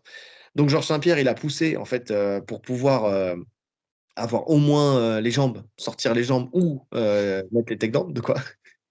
Non, parce que quand j'ai lu cet article-là, je me suis dit, il a un peu trop poussé quand même. En fait, il veut un combat de MMA. Mettre les kicks, on rajoute les kicks et quelques projections, pas toutes. Quelques projections. Juste le single leg. C'est ça. Donc oui, non, il a poussé là-dessus. Ils n'ont pas réussi à se mettre d'accord. Mayweather a bien sûr refusé, tout simplement. Et voilà, et le combat n'a jamais eu lieu et ça n'a jamais été accepté. Mais c'est quand même une preuve quand même de sagesse de la part de Georges, Magnifique. tu Tu vois, vois, qui. quand je disais ça, j'ai lu cet article et au vu de ce qu'on a parlé avant en gestion de carrière par rapport à Manon, par rapport à Morgan et tout, je me suis dit, en fait, le meilleur exemple à suivre en gestion de carrière, c'est Georges. Je crois que tout combattant confondu sur ça, sur la gestion de carrière, c'est le meilleur. Ouais, C'est je le suis d'accord. meilleur. Sur la gestion de son image, sur la gestion des choix de carrière, ça veut dire qu'il a fait et des combats lucratifs et des combats mais lucratifs avec une prise de risque, mais prise de risque mesurée. Oui. C'est-à-dire que personne ne peut dire qu'il a refusé quelqu'un. Il n'a jamais été peureux dans sa manière de. Il n'y a personne qui pourra dire ça. Mais par contre, c'était mesuré. C'était intelligent. Là, il n'y a aucun intérêt à prendre Mayweather. L'intérêt, il est purement financier. Et Oui. la finance ne fait pas tout. En tout cas, pour lui, il le montre. Et preuve en est, c'est que sa legacy n'a jamais été touchée à Georges. Il n'y a personne qui pourra lui dire qu'il a fait le combat de trop, ou qu'il a fait ci, ou qu'il a fait ça. Parfait. Quand il revient pour prendre Bisbing, c'est un risque. Et ça fait combien de temps qu'il a arrêté? Mhm. C'est dans une KT où il n'a jamais été. C'est un risque, c'est un gros risque, mais il est mesuré. Il sait que potentiellement ça peut le faire. Avec un problème d'estomac en plus qui s'est greffé à toute l'histoire. Ouais, suite à Il la a prise de poids. même cru qu'il avait un cancer, même. Ouais. Donc Euh, non, franchement, gestion de carrière parfaite. Gestion de carrière parfaite. Bah, meilleure gestion qu'Akiyama, par exemple, avec Nicky Holzken, tu sais, bah voilà, Très avec clairement. les deux rounds en boxe et le round en MMA, tu vois, ça, c'est le genre de truc, tu peux pas l'accepter, c'est pas possible, tu sais déjà que tu as perdu. C'est déjà que ça va niquer ton image. Et peu importe le billet qu'on va te donner, tu vois. Ouais, Donc, mais parce que justement, financièrement, ils en sont pas au même stade. Georges ouais, est une immense star et je pense qu'il génère encore des millions, même hors combat, ouais. avec toutes les collaborations qu'il a, tout. Ouais, franchement, c'est là où tu vois que la gestion de carrière est hyper importante. C'est-à-dire que la gestion de carrière t'amène à l'après. En fait, ça assure ta retraite. Gestion de carrière qui a été aussi très bien faite parce que gestion d'un camp magnifique, parce que gestion de sa capacité à engranger plusieurs techniques avec les meilleurs, enfin, tu vois, donc il lui a permis aussi d'être dominant dans tout, Sur enfin, tous les points. Gestion de d'être- carrière sur tous les points. Sur les choix, le choix des entraîneurs, sur tout. ouais. Ah non, je suis d'accord, je suis d'accord. Je suis totalement d'accord avec toi. Donc, mais c'est bien, tu vois, tu vois, ça montre aussi la différence entre les combattants de MMA de l'époque et ceux d'aujourd'hui, tu vois. Où les combattants de MMA de l'époque respectaient leur discipline au point de vouloir rester aussi dans leur discipline et de pas rentrer dans des jeux comme ça en se disant, bah non, c'est pas possible. Tu vois, là où aujourd'hui, n'importe quel combattant, tu lui proposes ça, il a les oreilles qui chauffent et les yeux qui brillent et il signe tout de suite. Je lui dis, bah c'est bon, j'écoute moi retourner, tu vois. Mais Donc, même sans coup de poing retourné, mais oui, ils y mais oui. vont. Et ça montre aussi le changement d'intérêt, où là, le financier devient plus important que ce que tu vas laisser. Ah, les temps sont durs, hein. Les temps sont durs. Et bien sûr que les temps sont durs. Mais par contre, tu vois, et à l'inverse, parce que tu peux le prendre aussi de l'autre côté, Mayweather aussi respecte sa discipline. Parce que lui aussi, il aurait très bien pu accepter peut-être de faire un compromis, de dire, OK, tu peux sortir les kicks. Moi, j'ai que mon anglais. Non. Non, mais admettons. Non, mais tu vois ce que je veux dire? Parce que pourquoi toi, tu accepterais de faire que l'anglaise, là où lui, il accepterait pas, tu vois, un compromis, tu vois? Bah non, pour lui, son compromis, c'est allez, mets-moi des coups de poing retournés, OK, bon, allez, ça va, je peux gérer. Ouais, mais ça, c'est moins surprenant dans ce sens-là, puisque Mayweather, de toute façon, ça a toujours été le cas. Oui. Non, mais tu vois ce que je veux dire, c'est-à-dire que quand tu es un champion et que tu as une gestion de carrière qui est irréprochable, parce que lui aussi, hein, quand on parle de gestion de carrière, Mayweather, il se pose pas. Non, mais parce que dans le sens inverse, la réalité, elle est beaucoup plus frappante. Tu vois, un mec d'anglaise, logique, un champion d'anglaise, sait très bien qu'il n'a aucune chance en MMA. Il le Ouais, sait. Il le sait parce que c'est des éléments qu'il ne pratique pas du tout. Là où un combattant de MMA peut être faussé par le fait que je fais de l'anglaise. J'ai une bonne anglaise dans mon sport. Donc peut-être que je peux rivaliser. Alors qu'on sait très bien que non. Mais voilà, donc c'est pas du tout la même vision qu'ils ont de eux-mêmes, en fait. non, mais on est d'accord. Mais tu as quand même des combattants là qui veulent passer le cap, tu vois, d'anglaise. Tu vois, je pense comment il s'appelle oui, je pense à plein de monde. Vous savez que je pense à plein de monde. Mince, qui met des KO au premier round à tout le monde, là, putain, en anglaise, hein, au poids lourd, qui a Ah, combattu Wilder. Wilder, exactement. Tu sais à qui je me fais penser quand je fais ça? Un Indien dans la ville. Tu sais, la vieille. Mais vous savez, l'animal, là, qui a des plumes, qui a des plumes. Oh là là. Oui. Et il a tiré avec son long bâton, là, vous Ah, savez. comment qu'on dit, comme les Indiens, là. comme avec les Indiens, là. Comment qu'on dit? Une flèche. Exactement, une flèche. Je te jure que à chaque fois que je suis dans des phases comme ça où le nom ne remonte pas, je pense à cette vieille dame, tu sais, qui parle à son concierge. Si vous avez la ref, sinon regardez-le, Un Indien dans la ville, Ah, faut génial, le voir. Faut faut le le voir, voir. c'est culte. Bah oui, KTP, baboune. Donc oui, non, non, et donc effectivement, donc Wilder, et puis tu vois même Anthony Joshua là qui commence à mettre des petits coups de pied là, tu l'as vu boxer un peu en pied-point? Bon, ça n'amènera à rien, c'est pour s'amuser. Mais, et d'ailleurs, vaut mieux, parce que quand tu vois comment il boxe en pied-point, c'est catastrophique. Mais en tout cas, oui. Non, non, mais c'est. Tu vois, tu as des mecs qui pourraient se préparer. Tu as même Tyson Fury qui parlait, tu vois, de s'entraîner, qui s'entraînait avec Thomas Spinal et qui commençait à s'entraîner en MMA et tout ça. Lui, avec. Ouais, mais après, Voilà. on lui a montré la bourse qu'il aurait pu avoir, et puis il s'est dit, je vais rester à l'anglaise. C'est pas mal quand même. On est pas mal en anglais. On est pas mal. Mais bon, gros respect sur Georges Saint-Pierre. Gros respect sur lui, sur sa sagesse et sur sa gestion de carrière. Voilà. S'il y a un truc à dire, c'est ça. C'est gros bravo à lui. Ça, c'est peut-être pas le GOAT parce que John Jones, mais quand même. Mais c'est un des grands, grands monsieur. En termes, c'est peut-être pas le GOAT, mais C'est la plus belle image sportive. Si tu dois élire un ah, représentant du sport, c'est Georges. Georges Saint-Pierre. Voilà. C'est ça. Ouais, on Exactement. est d'accord. Exactement. On continue. Dustin Poirier. Et ça, j'adore cette actu. Ça, c'est mon actu bonbon. J'espère que tu as fait ta liste aussi. J'espère que tu as fait ta liste. J'en ai pas 5. Non, non, mais en fait, il en avait que 4. J'ai dit 5, mais c'est 4. Bref. Dustin Poirier nous donne sa Dream Team en cas d'invasion extraterrestre. Et ben voilà des questions qu'il faut poser. C'est ça les questions qu'on veut. Hein? Pourquoi dire qu'est-ce que tu t'as Connor Prime? Non! Non! Il y a une attaque extraterrestre, les gars. Qui, qui j'envoie? Qui j'envoie? C'est ça qu'on veut savoir, nous. C'est ça qu'on veut savoir. Donc, pour lui, c'est Jones, déjà. Pantoja. Et je le dis, hein, c'est Pantoja, pas Pantoja. C'est au Brésil, c'est du portugais. Donc, dites Pantoja. Ok, il n'y a pas de Rota en portugais. D'accord? Je le dis parce que j'entends trop souvent. Arrêtez de vouloir faire les mecs qui ont des accents alors que vous n'avez pas l'accent. Pantoja. Kayla Harrison et Gagey. Ok. Donc, déjà, dans l'équipe, il y en a un qui ne voit pas bien, déjà. Son surnom de super-héros, c'est la taupe. Non, en Il fait, creuse des trous. je te laisse comme. On en donne un chacun. Allez, vas-y. Moi, je garde Jones. Moi aussi, je garde Jones. Garde Jones parce que Fight IQ, parce que une maîtrise des armes hors pair aussi. C'est quoi, Euh, moi? Je me la suis fait en mode Avenger. Je leur ai tous imaginé un super pouvoir. Donc Jones, c'est le mec longiligne, tu vois, avec les... élastique. C'est T'as ça. le cime. Ensuite, toujours pour l'intelligence et les skills et les compétences, tu vois, Georges Saint-Pierre. Moi, j'ai Brock Lesnar dans la force brute. Ah, Brock Lesnar dans la force brute. Le Effectivement, héros américain. c'est vrai, c'est vrai. À la place de Pantoja, j'aurais mis un Dimitrius Johnson. Tu vois, parce qu'on a besoin d'un petit chat maigre qui se glisse un peu partout et qui a des compétences de ouf, tu vois. Très rapide, pareil, fight IQ. Moi, je mise sur l'intelligence. Mise sur l'intelligence.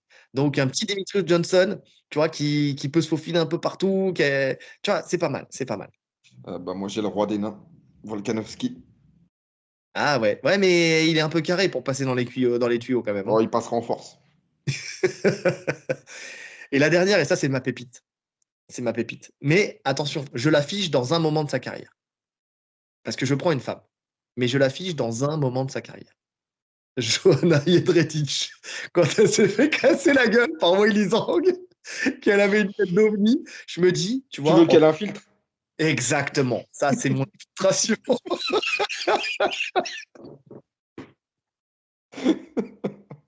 Elle passe inaperçue.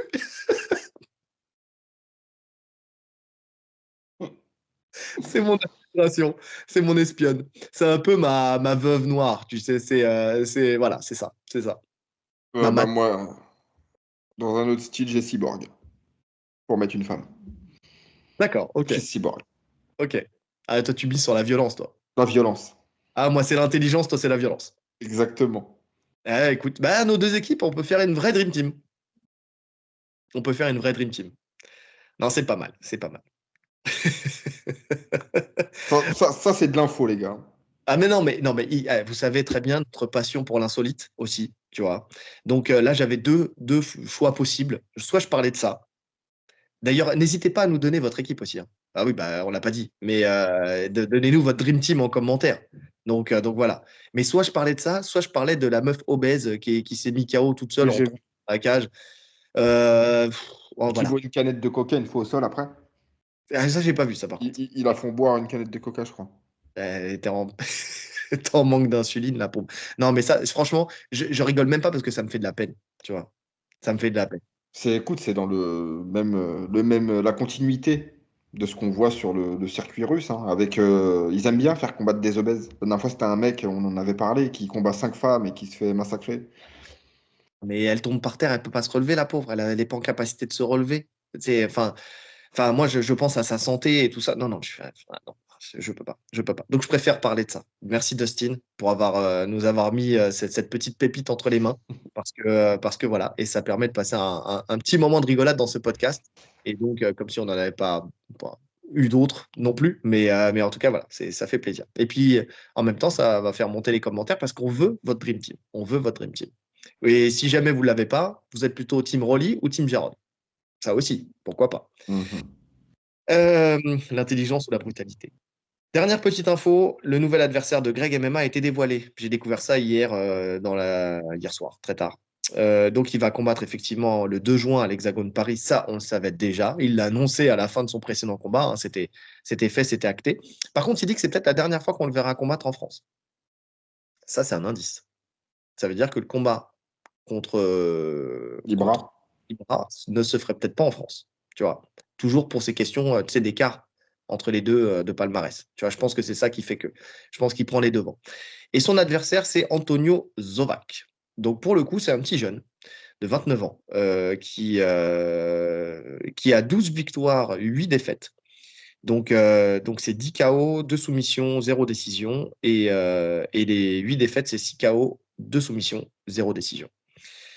Donc pour lui, c'est un adversaire qui est complet, qui est jeune, qui a plus de compétences, en tout cas en MMA Mhm. que ses précédents adversaires. Donc il monte petit à petit. Petit à petit. Il dit il a travaillé ses kicks, qu'il a retravaillé ses kicks là, tu vois, par rapport à avant, parce qu'il a été blessé au genou et que là c'est réglé, donc il peut kicker. Et dans l'idéal, il aimerait bien le mettre KO, justement, avec ses jambes. Donc c'est un peu son idée. Lui, il préfère mettre KO hein, que de soumettre. Il me dit c'est un vrai plaisir.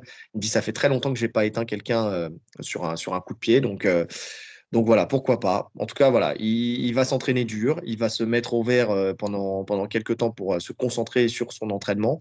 Il dit qu'il va prendre sûrement les services d'un. La dernière fois, c'était plus en anglaise. Là, c'est plus d'un lutteur, tu vois, pour vraiment maximiser son attaque et sa défense en lutte.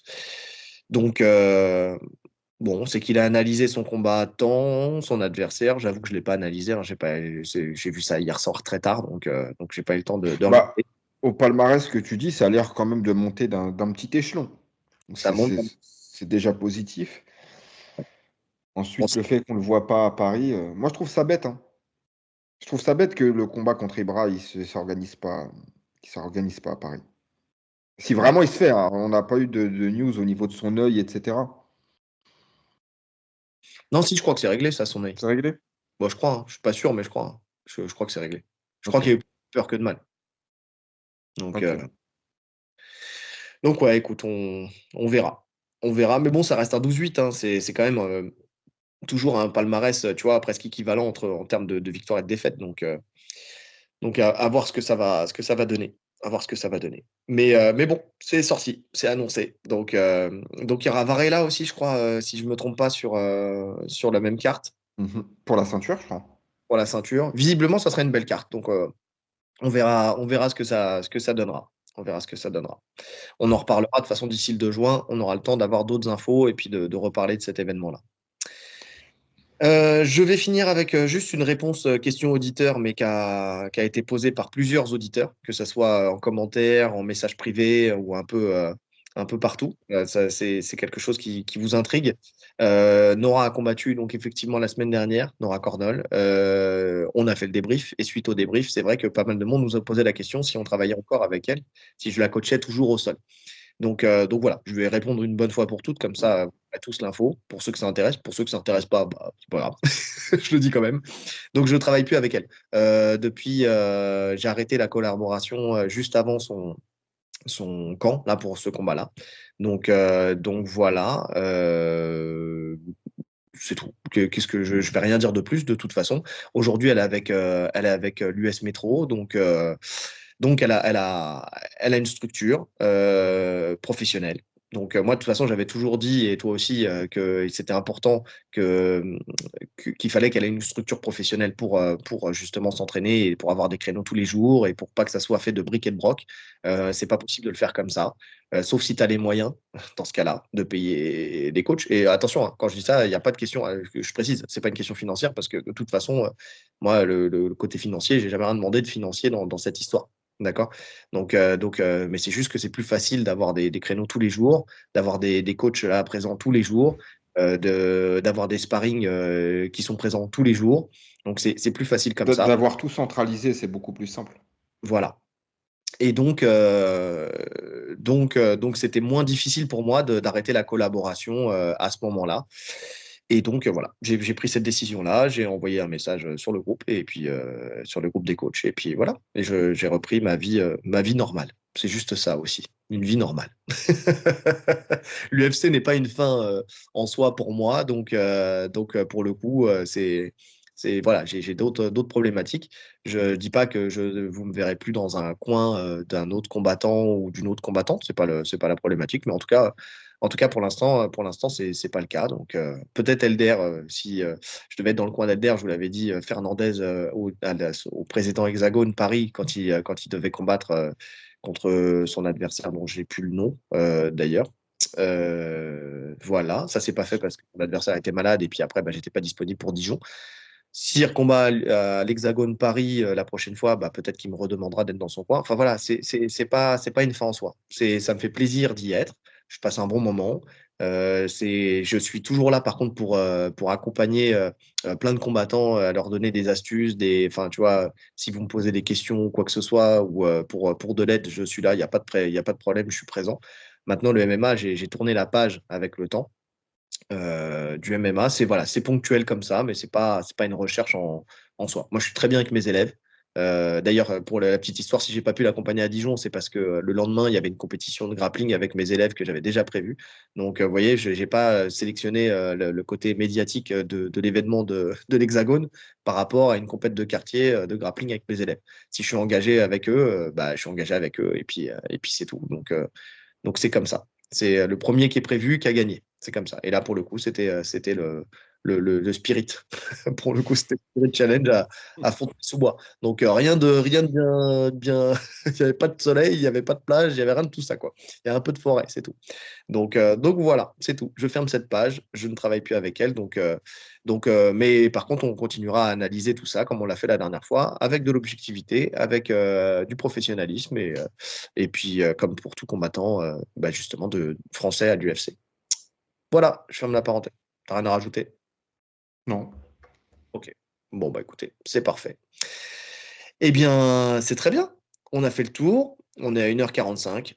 Tarif habituel, d'accord, pour vous ouvrir les portes d'un week-end où si vous partez justement et que vous prenez la voiture, bah, pour vous accompagner dans votre chemin, comme d'habitude. On est là. C'est vraiment pas mal, hein. 18h le vendredi, en général, c'est pas mal. C'est les moments du départ en week-end, c'est pas mal. En plus, il y a la deuxième semaine de vacances. Il y en a peut-être qui partiront sur cette deuxième semaine. On est là, on est avec vous. On part pas, mais vous partez pour nous. Grave. Et puis les gars, n'oubliez pas, samedi l'UFC Ah ouais, qui samedi. commence à minuit. Il faut regarder toute la carte là, de toute façon, il n'y a pas le choix. Ouais. Ouais. Moi, je sais pas si je vais regarder toute la carte en live parce que j'ai un cours à donner le lendemain quand même à 10h. Toi, tu vas ronfler, mais moi, le lendemain, Ah, je vais ronfler fort. Mais voilà. ah non, pour le coup, je regarde toute la carte. Ça fait bien. Je crois que ça m'est jamais arrivé quasiment. Ouais, bah, j'avoue, mais je pense, tu sais quoi, je dis ça, mais je vais peut-être le faire. Je vais peut-être faire de minuit jusqu'à 7h. Mettez des KO. Faut qu'il y ait des KO, des soumissions. Que ça se termine vite.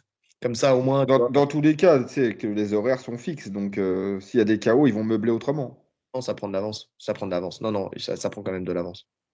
Ah, Un petit le main event ne sera pas avant 6 heures. Ouais. Oh, je sais pas, on verra. Parce qu'il y a eu des événements comme ça où j'ai cru, et puis finalement, tu avais une bonne petite demi-heure, 3/4 d'heure d'avance, tu vois. C'est pas énorme, mais tu vois, tu as quand même de l'avance. On verra Bref, ça. passons. Oui, en tout cas, voilà. Ouais, je vais pas être frais. Il va me falloir une semaine pour m'en remettre de cette histoire. Je suis vieux, moi, les gars, maintenant, hein. J'arrive plus, hein. C'est plus possible. Mais bon, en tout cas, abonnez-vous, likez, commentez, partagez, cliquez sur la cloche des notifications pour ne rien rater. Les 5 étoiles sur les plateformes de podcast. Merci à tous ceux qui nous soutiennent et qui continuent à faire monter, à nous faire monter dans l'algorithme. Merci à Machiavel encore une fois pour la vidéo la dernière fois. Voilà, ce genre de petites pépites qui nous font monter au fur et à mesure aussi qui nous donnent de la visibilité. Donc 1100 abonnés, hein, ça monte là, ça y est, on est sur notre lancée. Road to 1200 dans 6. Donc bienvenue à tous ceux qui nous écoutent pour la première fois aussi. Donc voilà. En tout cas, il ne nous reste plus qu'à vous souhaiter une bonne journée Ou une bonne soirée. en fonction de l'heure à laquelle vous nous écoutez. Allez, salut! Salut!